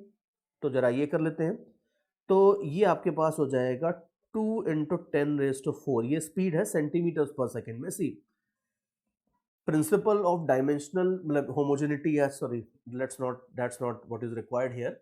अगर हम यूनिट्स की बात करें तो यूनिफॉर्म यूनिट्स हर जगह होनी चाहिए। तो यूनिट्स हम अगर सारी की सारी सीजीएस में कन्वर्ट करते हैं तो लेफ्ट हैंड साइड तो हो जाएगा ऐसे, थोड़ा सा इसको और सिंप्लीफाई कर लेते हैं 2 इंटू 10⁸ तो लेफ्ट हैंड साइड हो जाएगा। स्पेसिफिक हीट आप देखो, स्पेसिफिक हीट आपको ऑलरेडी सीजीएस यूनिट्स में दी है, so there is nothing much to do in that. तो ये हो जाएगा 0.1 और डेल्टा टी तो हमें पता ही है, कोई फर्क नहीं पड़ेगा। तो अगर ये हमारी दूसरी अटेम्प्ट है प्रॉब्लम सॉल्व करने की, और दूसरी अटेम्प्ट में आप देख लो, दूसरी अटेम्प्ट में अगर आप लिखते हो इक्वेशन ऐसे, अब तो पिछले बार जो हमने कैलकुलेशन किया था वैसा गड़बड़ कैलकुलेशन तो नहीं आ रहा है, लेकिन आप देख लो उससे भी ज्यादा गड़बड़ कैलकुलेशन आ रहा है, उससे कई हजार गुना ज्यादा गड़बड़ कैलकुलेशन आ रहा है। यहाँ पे आप देख लो कि 2 इंटू 10⁹ डिग्री सेल्सियस। अब पिछली बार तो 2 लाख था, 10⁵ बोले तो 2 लाख, अब ये तो करोड़ों अरबों में चला गया। मतलब तो सन के कोर का टेम्परेचर आपने, मतलब परमाणु बम भी नहीं फोड़ा है, उससे भी ऊपर के लेवल की बुलेट आपने चला दी है ना। This is obviously totally ridiculous. गड़बड़ कहाँ है? गड़बड़ अगर आपने पकड़ लिया तो बड़ी अच्छी बात है, नहीं तो मैं बता देता हूँ। देखो गड़बड़ ये है कि भाई ये किसने बोल दिया कि ये सीजीएस यूनिट है।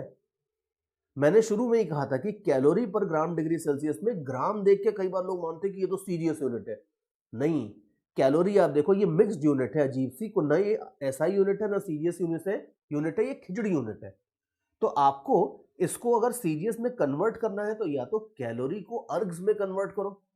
अब कोई भी देखो ऑनेस्टली कैलोरी को अर्ग्स में कोई कन्वर्ट नहीं करता है, nobody bothers about all these things. तो जनरली बेटर ये रहता है कि इस तरह के क्वेश्चंस में the questions involving mechanics, safe side ये रहता है कि इसमें सब कुछ आप एसआई यूनिट्स में कन्वर्ट कर लो तो आपका काम बड़े आराम से हो जाएगा, उसमें गलतियां नहीं होती। अगर आप सब कुछ अर्ग्स वर्ग्स में कन्वर्ट करने लगोगे तो भी कहीं ना कहीं खिचड़ी बनने के चांसेस होते हैं। लेकिन मैंने जनरली ये देखा है कि सेफ ये रहता है कि सब कुछ आप इसमें एसआई यूनिट्स में कन्वर्ट कर लो तो बेस्ट रहता है। इस तरह के अजीब अजीब से रिजल्ट्स आते नहीं है। तो दो इनकरेक्ट अटेम्प्ट्स के बाद अब फाइनली मैं आपको लेके चलता हूं सही तरीके के ऊपर। और ये जो दोनों करेक्ट अटेम्प्ट्स हैं इनको भी दिखाना बड़ा जरूरी था, बिकॉज हर साल हजारों स्टूडेंट्स ऐसे होते हैं जो इनमें से कोई ना कोई अप्रोच लगा के गलत सलत आंसर निकाल के रॉन्ग ऑप्शन मैच करा के बड़ी खुशी खुशी नेक्स्ट क्वेश्चन के ऊपर चले जाते हैं। और जब ऑफिशियल आंसर की से मैच करते हैं then they realise that they have made a mistake there. तो ये बात है, +3 को -1 में कन्वर्ट नहीं होने देना है अपने को। और अब देखो, अब अगर हम सब कुछ SI यूनिट्स में देखते हैं तो आप देखो सबसे पहली बात, ये वेलोसिटी को तो छेड़ने की बिल्कुल जरूरत नहीं है, वेलोसिटी आपकी ऑलरेडी SI यूनिट्स में है। तो हाफ इंटू v स्क्वायर अगर आप देखोगे तो ये हो जाएगा 4 इंटू 10⁴ दैट्स इजी। अब C को आप कन्वर्ट कर लो, C आपका है 0.1। नाउ कैलोरी बोले तो 4.2 जूल्स, नीचे ग्राम, 1 ग्राम मतलब 10⁻³ kg। डिग्री सेल्सियस और केल्विन तो सेम ही हो जाते हैं इस पर्सपेक्टिव में।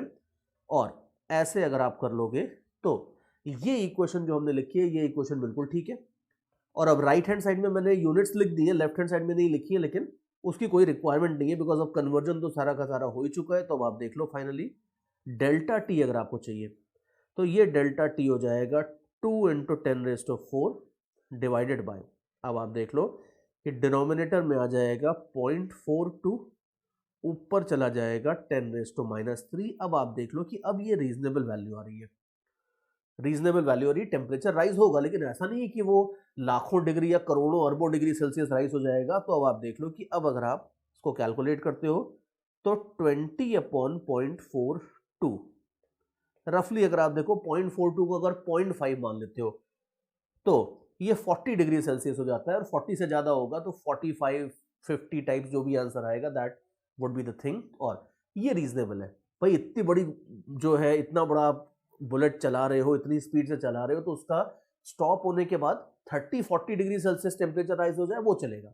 लेकिन लाखों करोड़ों डिग्री सेल्सियस राइज हो जाए बिल्कुल नहीं चलेगा। और इसमें finally I will close with a final statement कि इसमें हमने एक छोटी सी गड़बड़ कर दी है जिससे आप आंसर को आधा कर देना, उससे कोई फर्क नहीं पड़ता है बिकॉज मेन मोटिव मेरा वो सही था टू मेक श्योर कि आप यूनिट सही लो इसकी, वो मैं आपको समझा चुका हूँ। बट बाकी ये जो मैंने बोला था बार बार कि भाई 50% एनर्जी बुलेट को जाएगी, बाकी 50% इधर उधर हो जाएगी, उसको मैंने कंडीशन को यूज ही नहीं किया। तो एक काम करते हैं, rather than modifying everything let's focus on the concept. इस कंडीशन को ही आप हटा दो, कोई दिक्कत नहीं है। मान लो 100% एनर्जी बुलेट लेके जाएगी तो आपका फाइनली ये आंसर हो जाएगा, ये बात है। तो ये चीज है, इस तरीके से प्रॉब्लम्स इन्वॉल्विंग मैकेनिक्स जो भी होंगी उसमें मेन कंट्रीब्यूशन तो मैकेनिक्स का होगा। तो मान लो सपोज इंडिया के लिए बैटिंग चल रही है, एक साइड में विराट कोहली बैटिंग कर रहा हूं, दूसरी साइड में मैं बैटिंग कर रहा हूं, हम दोनों मिलकर अगर मान लो 100 रन बनाते हैं तो उसमें मेरा कंट्रीब्यूशन कितना होगा आपको पता ही है। तो सेम चीज आप देख लो कि कैलोरीमेट्री का भी कंट्रीब्यूशन होता है, बस यूनिट्स सही रखना और मैकेनिक्स के कंसेप्ट क्लियर रखो, आपको कहीं एब्सोल्युटली इसमें कोई दिक्कत नहीं आएगी। जैसे अब देखो, अब मैं आपको और क्वेश्चंस करके बताता हूं। सी, मान लो एक और बड़ी फेमस प्रॉब्लम है कि let us say that there is a big waterfall. ऐसा बाहुबली में, इफ यू रिमेंबर, बाहुबली में भयंकर सा बड़ा शानदार सा वाटरफॉल था, मान लो उसी टाइप का एक वाटरफॉल अपन ने अपने घर में बनवा लिया है। और अब इसमें से पानी आ रहा है, पानी नीचे गिर रहा है। इजीली सी कि पानी अगर इतनी हाइट से नीचे गिरेगा तो वो काफी सारी पोटेंशियल एनर्जी लूज करेगा, जो रास्ते में तो काइनेटिक एनर्जी में कन्वर्ट होगी, लेकिन finally when the water hits the bottom that kinetic energy will also be lost, potential energy has anyway been lost, तो वो सारी की सारी एनर्जी फाइनली तो कन्वर्ट होगी हीट में। तो मान लो सपोज ये जो वाटरफॉल है, अब ये ज्यादा ही कुछ हाइट का है, ये मान लो सपोज 1 किलोमीटर की हाइट से हम पानी गिरा रहे हैं, और ये पानी नीचे गिरता है, और फाइनली अब ये पानी जब बॉटम पे रीच कर जाएगा तो ये कुछ ना कुछ हीट जनरेट होगी, कुछ ना कुछ टेम्परेचर तो बढ़ेगा। अब हमारा बेसिकली टास्क ये है कि इतनी लंबी फॉल होने के बाद इस पानी का टेम्परेचर राइज कितना होगा due to this fall, temperature change कितना होगा, मान लो अपने को ये निकालना है।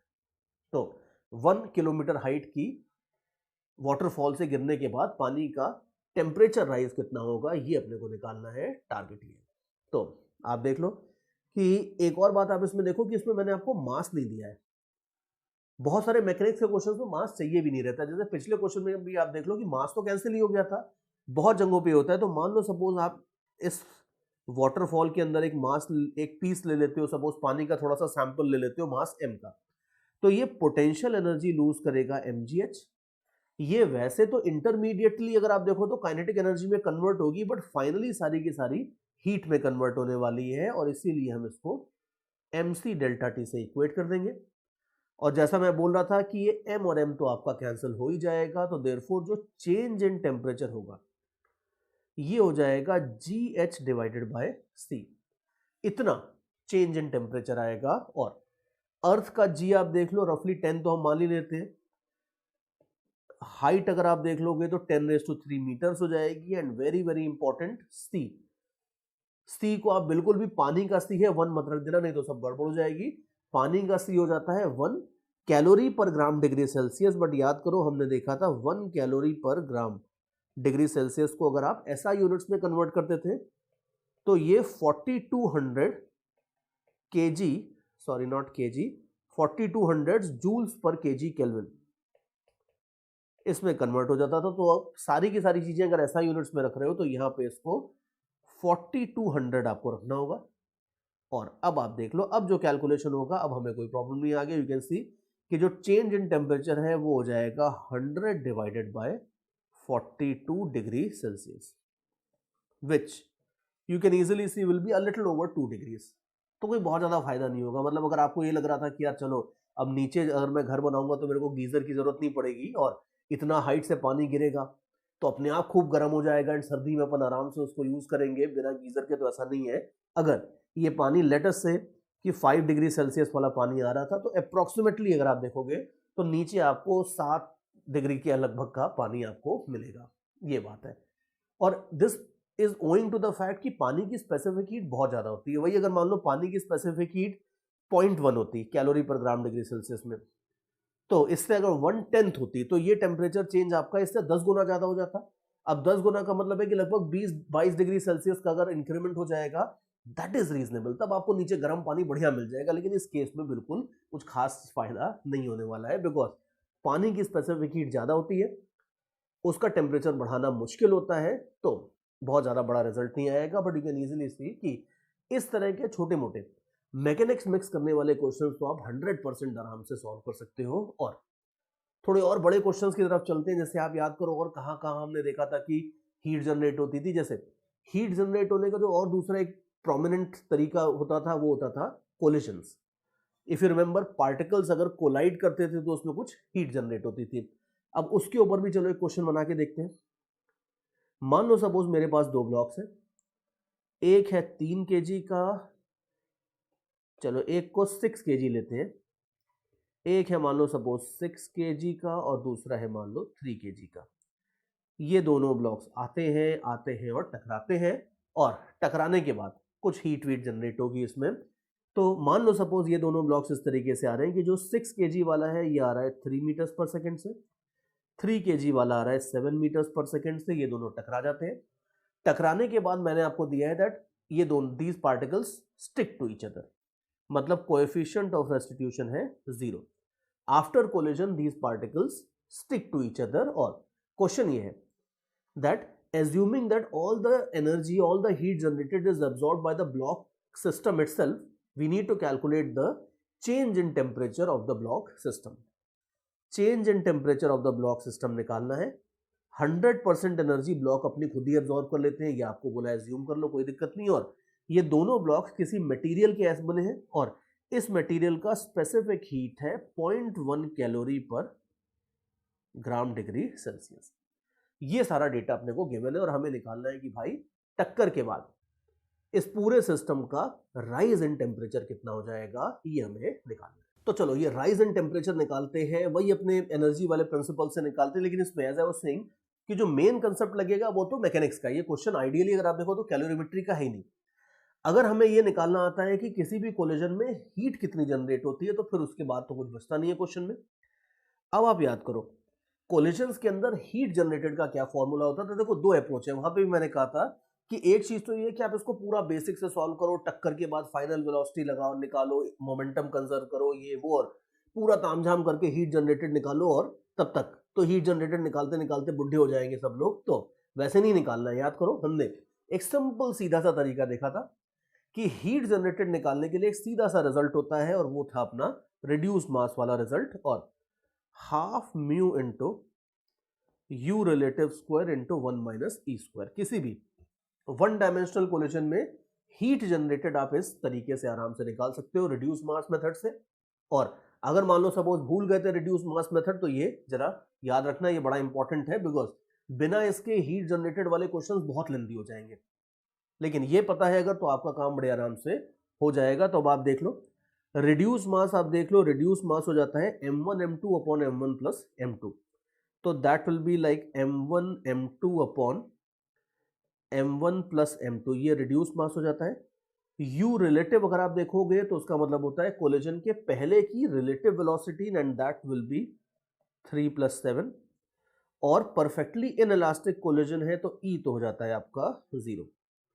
तो देयरफॉर ये अब आप देख लो तो ये रिड्यूस मास हो जाएगा 2 kg, रिलेटिव वेलोसिटी हो जाएगी 10, और इसका भी स्क्वायर था। तो चलो भाई अच्छे से स्क्वायर भी कर देते हैं तो ये हो जाएगा आपका 100 जूल्स।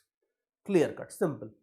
हीट जनरेटेड हो जाएगा 100 जूल्स, और यही निकालना इस क्वेश्चन का मेन मकसद था। बाकी टेम्परेचर चेंज तो इसके बाद हम आराम से निकाल ही लेंगे। अब आगे टेम्परेचर चेंज निकालना है तो आप देख लो, ये बोला है कि ये 100% एनर्जी हीट में जाती है, और दोनों ब्लॉक्स का मटेरियल सेम है, और दोनों ब्लॉक्स का जो कॉमन मटेरियल है उसका स्पेसिफिक हीट आपको इतना दिया है।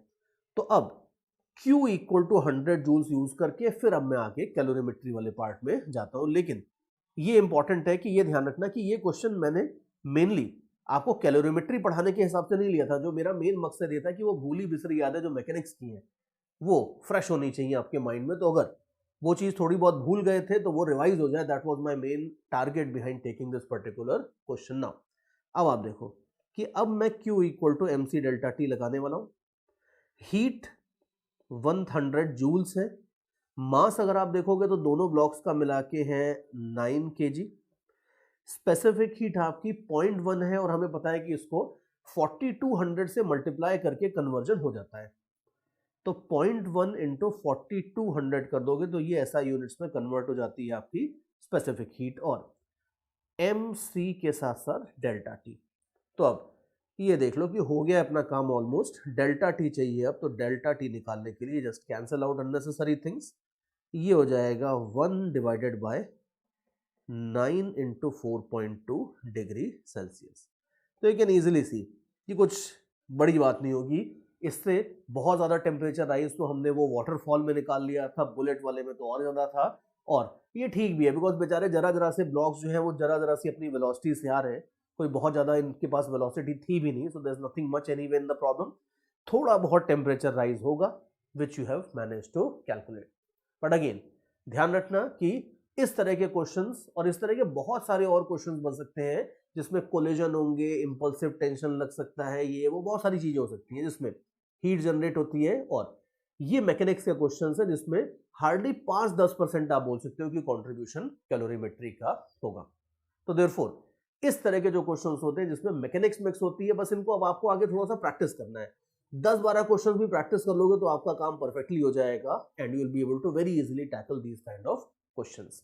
तो ये हमारा अभी तक कैलोरीमेट्री का फर्स्ट पार्ट था, जिसमें हमने ये देखा कि अगर किसी ऑब्जेक्ट को हीट प्रोवाइड करते हो और वो मेल्ट या वेपराइज नहीं होता, उसका फेज अगर चेंज नहीं होता है, खाली टेम्परेचर राइज होता है, तो उस तरह के प्रॉब्लम्स को हम कैसे हैंडल करते हैं ये हमने देख लिया है। मतलब Q equal to MC delta T की एप्लीकेशन तो हमने देख ली है। अब इसके बाद मैं आपको सेकंड पार्ट की तरफ लेके चलूंगा। जो सेकंड पार्ट होगा वो होगा, उसको बोलते हैं अपन फेज चेंज। कि अगर आपके पास कोई ऐसा मटेरियल है जो अपने मेल्टिंग पॉइंट के ऊपर ऑलरेडी आ चुका है या बॉइलिंग पॉइंट तक पहुंच चुका है, और आप उसे हीट देना बंद ही नहीं कर रहे हो और हीट देते जा रहे हो, तो फिर वो बेचारे के पास ऑप्शन नहीं है, वो मेल्ट होगा या वेपराइज होगा। जितनी ज्यादा हीट दोगे उतना ज्यादा मेल्टिंग या वेपराइजेशन होगा, और वो क्या होता है, कैसे होता है, वो सारी की सारी चीज हम अपने देखेंगे कैलोरीमेट्री के सेकंड वाले सेक्शन में। चलो अब बात करते हैं अपने सेकंड वाले सेक्शन की। एज आई वाज सेइंग कि यहाँ पे हमारे पास जो ऑब्जेक्ट है उसको हम हीट देने वाले हैं, एंड वी विल सी कि इसकी मेल्टिंग एंड वेपराइजेशन का क्या चक्कर होता है। जैसे अगर मान लो सपोज मेरे पास कोई ऑब्जेक्ट है, मान लो सपोज मेरे पास लेट अस से आइस है।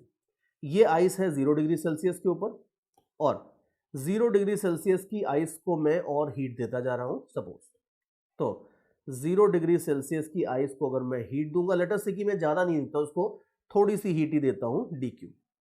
तो एक्सपेरिमेंटली ये देखा गया, ध्यान से देखना कि ये सारे फिजिक्स के फंडामेंटल लॉज अल्टीमेटली तो एक्सपेरिमेंटली आते हैं। तो एक्सपेरिमेंटली ये देखा गया है कि अगर कोई भी मटेरियल अपने मेल्टिंग या बॉइलिंग पॉइंट के ऊपर है और वहां पे आप इसको और हीट देते हो, तो ये सारी की सारी हीट सबसे पहले यूज करके अपना फेज चेंज करता है, अपनी स्टेट चेंज करता है। और जब तक पूरा का पूरा मटेरियल मेल्ट या वेपराइज नहीं हो जाता है, पूरे के पूरे मटेरियल का फेज जब तक चेंज नहीं हो जाता है, तब तक हीट का और कोई यूज नहीं होता है। वो सिर्फ मेल्टिंग या वेपराइजेशन में यूज होती है। टेम्परेचर बढ़ाने में वो इतनी सी भी हीट यूज नहीं करता है। और जब सारा का सारा आइस, फॉर एग्जांपल अगर यहाँ पे आइस है, तो जब सारी की सारी आइस मेल्ट होके पानी बन जाएगी, तो तब तक इस पूरे के पूरे चीज का मास, सॉरी पूरे की पूरी चीज का टेम्परेचर 0 डिग्री सेल्सियस ही रहेगा। और एक बार 0 डिग्री सेल्सियस के ऊपर पूरा पानी बन जाता है, फिर आप हीट प्रोवाइड करोगे तो फिर उस पानी का टेम्परेचर 0 से 1, 2, 3 डिग्री सेल्सियस बढ़ना शुरू होगा। बट ध्यान रखना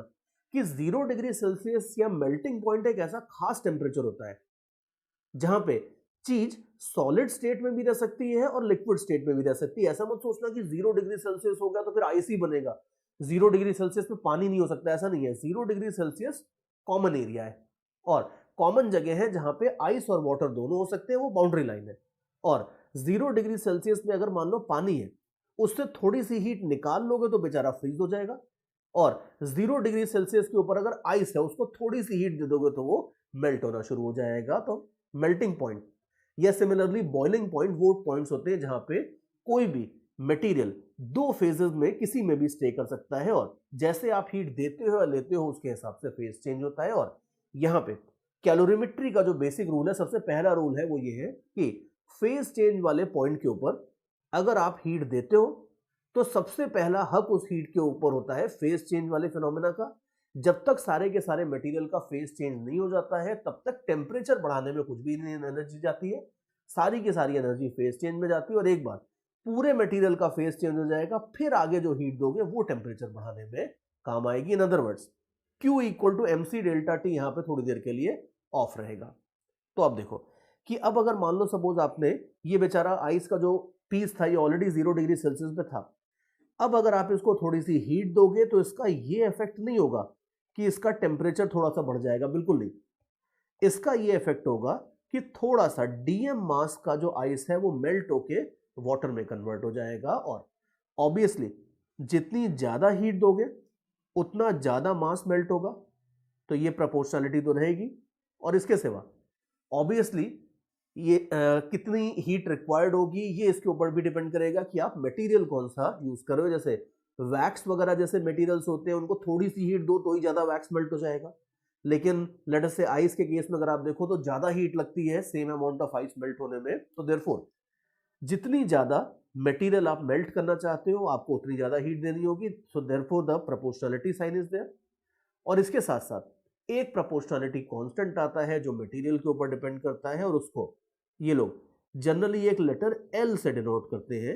नाउ यू माइट से कि सर कांस्टेंट को K से डिनोट कर लो, C से डिनोट कर लो, कैपिटल A कैपिटल B वगैरह डाल दो, ये L कहां से आ गया एकदम से?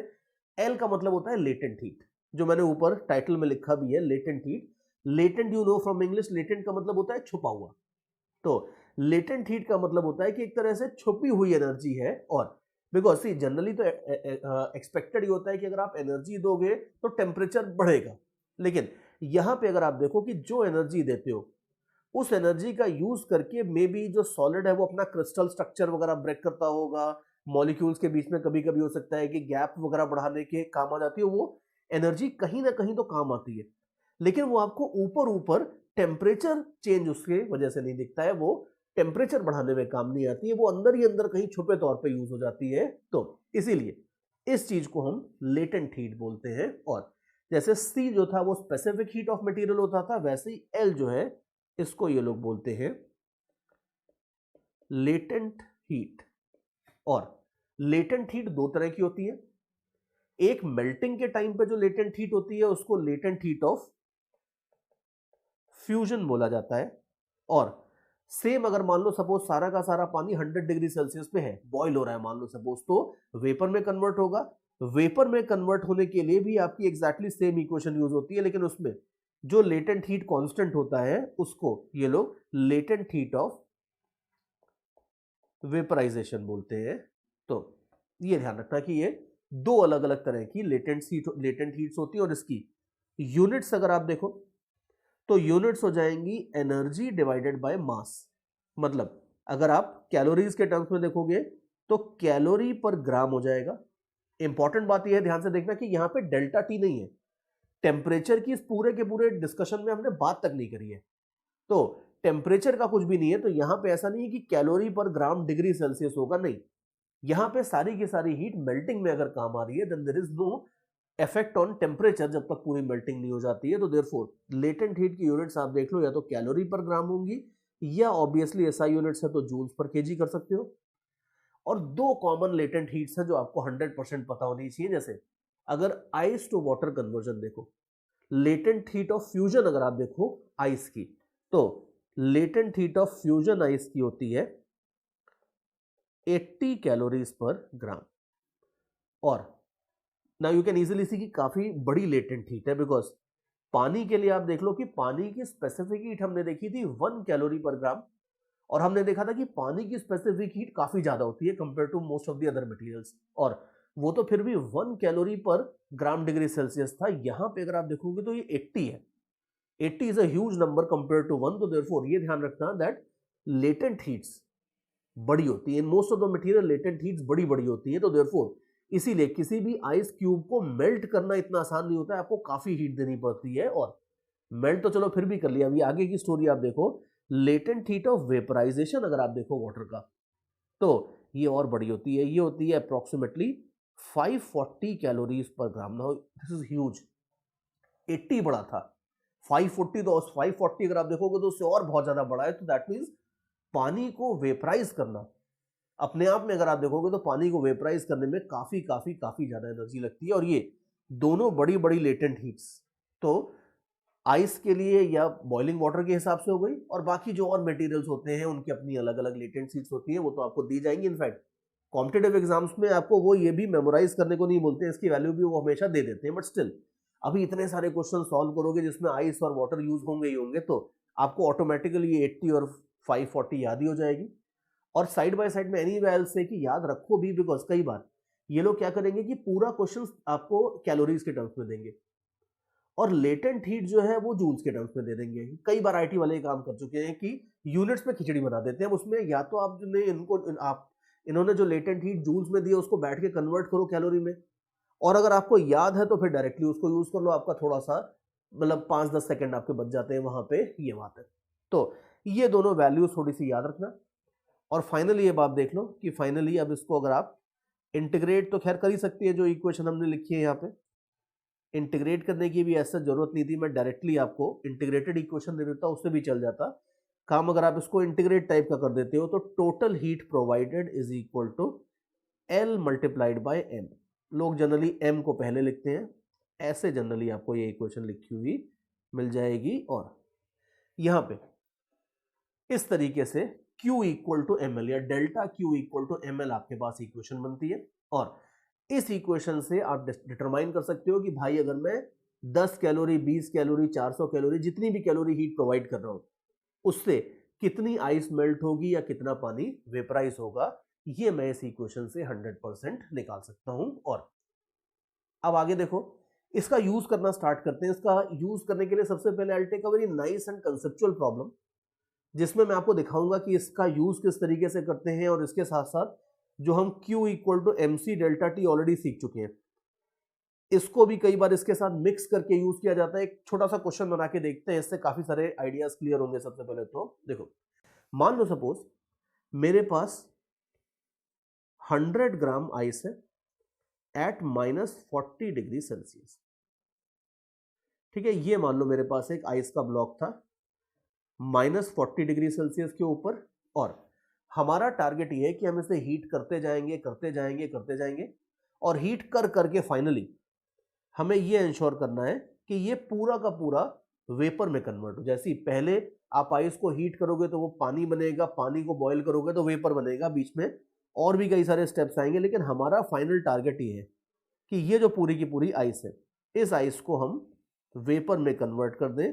100 ग्राम ही रहेगा ऑब्वियसली, लेकिन वेपर हो जाएगी, और कितने 100 डिग्री सेल्सियस पे, ये हमारा टारगेट है। और क्वेश्चन ये है कि ये पूरा काम करने के लिए हमें टोटल अपने पॉकेट से कितनी हीट सप्लाई करनी पड़ेगी, ये हमें निकालना है। और जितना लेटेंट हीट, स्पेसिफिक हीट की वैल्यूज लगेंगी वो सब मैं आपको दे दूंगा, वो तो कोई दिक्कत नहीं है। बट ये है कि हमें -40 डिग्री सेल्सियस के आइस क्यूब को अगर 100 डिग्री सेल्सियस की वेपर में कन्वर्ट करना है तो भाई कितनी हीट देनी पड़ेगी। अब देखो कैलकुलेट करते हैं। अब इसमें इंपॉर्टेंट ये है दैट वी शुड अंडरस्टैंड कि इसको स्टेप बाय स्टेप लेना है। सबसे पहले तो ऐसा तो है नहीं कि आप सीधे हीट दोगे एकदम से एक स्टेप में हो जाएगा। सबसे पहले आप देखो कि -40 डिग्री सेल्सियस की आइस को जब आप हीट करोगे तो ये -39, -38 होते होते सबसे पहले पहुंचेगी 0 डिग्री सेल्सियस पे। सी अंडरस्टैंड दैट कि आइस का जो मेल्टिंग है वो -40 पे नहीं शुरू हो जाएगा। मेल्टिंग के लिए आपको उसको पहले 0 डिग्री सेल्सियस पे तो लेके आना पड़ेगा। तो सबसे पहला आपका काम क्या होगा? सबसे पहला आपका काम होगा कि भाई कुछ हीट वीट देके इसको हमें 0 डिग्री सेल्सियस के ऊपर लाना होगा। मास तो 100 ग्राम ही रहेगा, तो वो बार बार मैं लिखने वाला नहीं हूं, लेकिन आपने अभी इसको आइस ही रखा है, लेकिन 0 डिग्री सेल्सियस वाली आइस बनाना पड़ेगा सबसे पहले हीट करके। और इसके बाद अगर आप इसको और हीट दोगे तो और हीट देने से ये वाटर में कन्वर्ट होगा, और वाटर होगा 0 डिग्री सेल्सियस वाला। रिमेंबर दैट कि अगर मेल्टिंग या वेपराइजेशन नहीं होता है तब हीट देने से टेम्परेचर बढ़ता है, लेकिन जब मेल्टिंग या वेपराइजेशन वाले पॉइंट पे पहुंच जाते हो वहां पे अगर आप एडिशनल हीट देते हो तो ये एडिशनल हीट देने से टेम्परेचर वही का वही रहता है, फेज चेंज हो जाता है। और जहां पे फेज नहीं चेंज होता है वहां पे जो हीट का रिक्वायरमेंट होता है या इक्वेशन बनती है वो Q equal to MC delta T use होती है। तो यहां पे आप जो हीट सप्लाई करोगे Q1 वो MC डेल्टा T से निकाली जाएगी, और ये काम करने में जो आप हीट सप्लाई करोगे Q2 वो Q इक्वल टू ML से निकाली जाएगी। ये मैं दोनों पहले निकाल देता हूं, फिर मैं आगे बात करता हूं इसमें। तो सबसे पहले इसमें Q equal to MC delta T लगाते हैं। मास है 100 ग्राम। अब याद करो आइस का मैंने आपको एक बार बहुत पहले बताया था, कुछ टाइम पहले बताया था कि स्पेसिफिक हीट होती है 0.5, ठीक है, वो यूज कर लेते हैं। तो आइस की स्पेसिफिक हीट है 0.5 और टेम्परेचर आपने 40 डिग्री सेल्सियस चेंज किया है, तो ये हो जाता है 40, ठीक है। तो यू कैन सी कि ये हो जाता है 2000 कैलोरीज। तो पहले 2000 कैलोरी तो आपको निकाल के देनी पड़ेगी, और तब ये टेम्परेचर आइस जो है ये -40 से अपने मेल्टिंग पॉइंट तक तो एटलीस्ट आ जाएगी। तो इसको मैं जरा ऊपर लिख लेता हूं। ये हमने कितना दिया है 2000 कैलोरीज, तो हम इसके ऊपर ऑलरेडी इन्वेस्ट कर चुके हैं, ठीक है। अब इसके बाद आगे देखो, एक बार जब ये चीज अपने मेल्टिंग पॉइंट पे आ गई, फिर अगर आप इसको और हीट देते हो तो हमें पता है कि अब टेम्परेचर चेंज नहीं होता है, अब मेल्टिंग शुरू होती है। तो देयरफॉर ये जो Q2 है ये आप निकालोगे Q इक्वल टू ML से। सी इस क्वेश्चन के थ्रू बेसिकली अपन ये देख रहे हैं कि कब Q equal to MC delta T use करना है, कब Q equal to ML use करना है, ये सब चीजें बेसिकली हम देख रहे हैं। तो देयरफॉर मेल्टिंग जब शुरू हुई है तो आप Q इक्वल टू ML लगाओगे। अब M है आपका 100 ग्राम्स, और L आप याद करो latent heat of fusion of ice, अगर आप याद करो ये होती थी 80 कैलोरी पर ग्राम। तो यूनिट्स अगर आप काट दोगे तो ये हो जाएगा finally 8000 calories, big number. You can see कि आप 2000 कैलोरी खर्च करके अगर थोड़ा सा दुखी थे तो अब तो और ज्यादा दुखी होने का समय आ गया, बिकॉज आपको 8000 कैलोरी और खर्च करनी पड़ेगी इसको मेल्ट करने के लिए। तो देयरफॉर ये हो जाएगी आपकी 8000 कैलोरीज, ठीक है। यहां तक तो काम हो गया। अब इसके बाद अच्छी बात यह है कि इतना सारा खर्चा करने के बाद हमें एटलीस्ट पानी तो मिल गया, ठीक है। फ्रीजिंग पानी है, इससे हम नहाने वाले बिल्कुल नहीं है, लेकिन 0 डिग्री सेल्सियस का पानी तो एटलीस्ट हमें अभी मिल गया है। अब वी आर वेरी एम्बिशियस, हम इसके बाद इसे और हीट देने वाले हैं। अब आप देखो इसको हम और हीट देते हैं, मान लो इसको Q3 अमाउंट की और हीट देते हैं। अब अगर पूरा पानी बन गया है और हीट करोगे तो अब टेम्परेचर बढ़ना शुरू होगा। तो अब अगर आप इसको और हीट देते हो तो ये टेम्परेचर बढ़ेगा, ये रहेगा वाटर ही, अभी वेपर नहीं बनेगा, ये वाटर ही रहेगा, लेकिन ये 100 डिग्री सेल्सियस के बॉइलिंग पॉइंट तक तो जाएगा। और फिर एक बार अगर बॉइलिंग वाटर बन गया यहां पे, और इसके बाद अगर आप और हीट दोगे तो अब ये 101 डिग्री सेल्सियस का पानी तो हो नहीं सकता, तो अब ये वेपराइज होना शुरू होगा और ये 100 का 100 ही रहेगा, लेकिन ये वाटर से अगर आप देखोगे तो ये वेपर में कन्वर्ट होना शुरू हो जाएगा। तो ये लास्ट स्टेप है।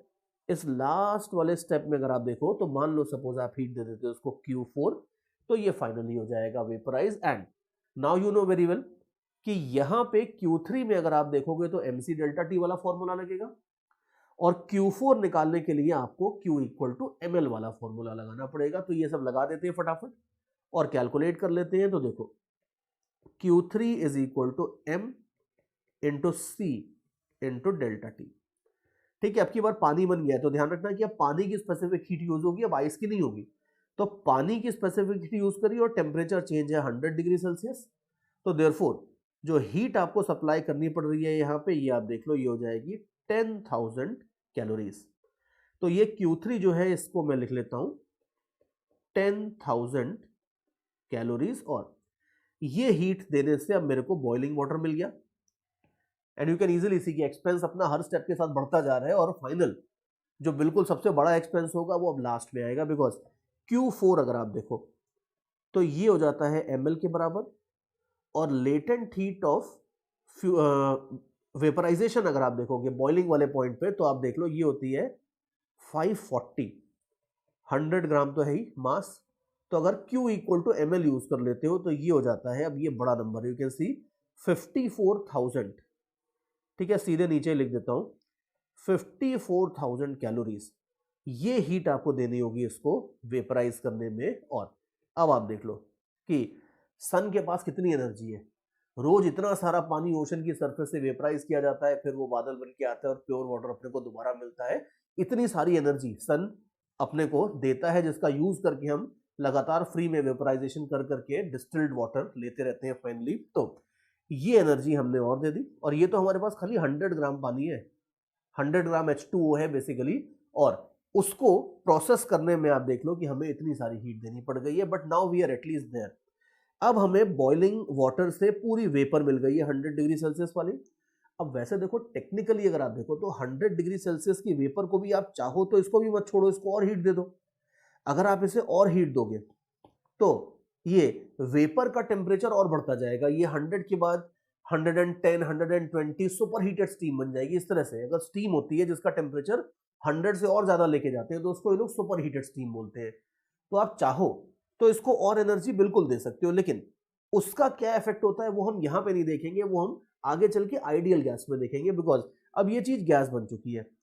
गैस के साथ बड़ी समस्या होती है। गैस के साथ समस्या ये कि अगर आप हीट देते हो तो हीट देने के बाद वो एक्सपैंड बहुत तेजी से करती है। अब एक्सपैंड करती है तो वो कुछ एनर्जी वर्क करने में वेस्ट कर देती है, बहुत सारे कॉम्प्लिकेशंस होते हैं। तो वो सारी चीजें हम आइडियल गैसेस में देखेंगे, लेकिन यहाँ पे एटलीस्ट हमें ये पता है कि red box to red box जाने में जो टोटल हीट आपने दी है वो कितनी हो जाएगी। तो अब आप देख लो जो टोटल हीट है वो आपकी 2000 प्लस 8000 प्लस 10,000 प्लस 54,000 ये आपकी टोटल हीट आ जाएगी। सो ये सारा का सारा हिसाब बना लोगे टोटल तो 74,000 calorie. 74,000 calorie is a very reasonable amount of energy, क्योंकि अगर आप इसे जूल्स में कन्वर्ट करोगे तो 4.2 और मल्टीप्लाई करना पड़ेगा, तो काफी सारी एनर्जी है। इतनी सारी एनर्जी दोगे तब जाके ये आइस आपकी सिर्फ 100 ग्राम थी, ज्यादा भी नहीं थी, ये 100 ग्राम आइस आपकी 100 ग्राम वेपर में कन्वर्ट होगी। But this example is a beautiful and very conceptual example, because इससे बिल्कुल शुरू में ये चीज क्लियर हो जाती है कि भाई कब Q equal to ml use करना है और कब Q equal to mc delta T use करना है। ये इस एग्जाम्पल से चीज बिल्कुल क्लियर हो जाती है।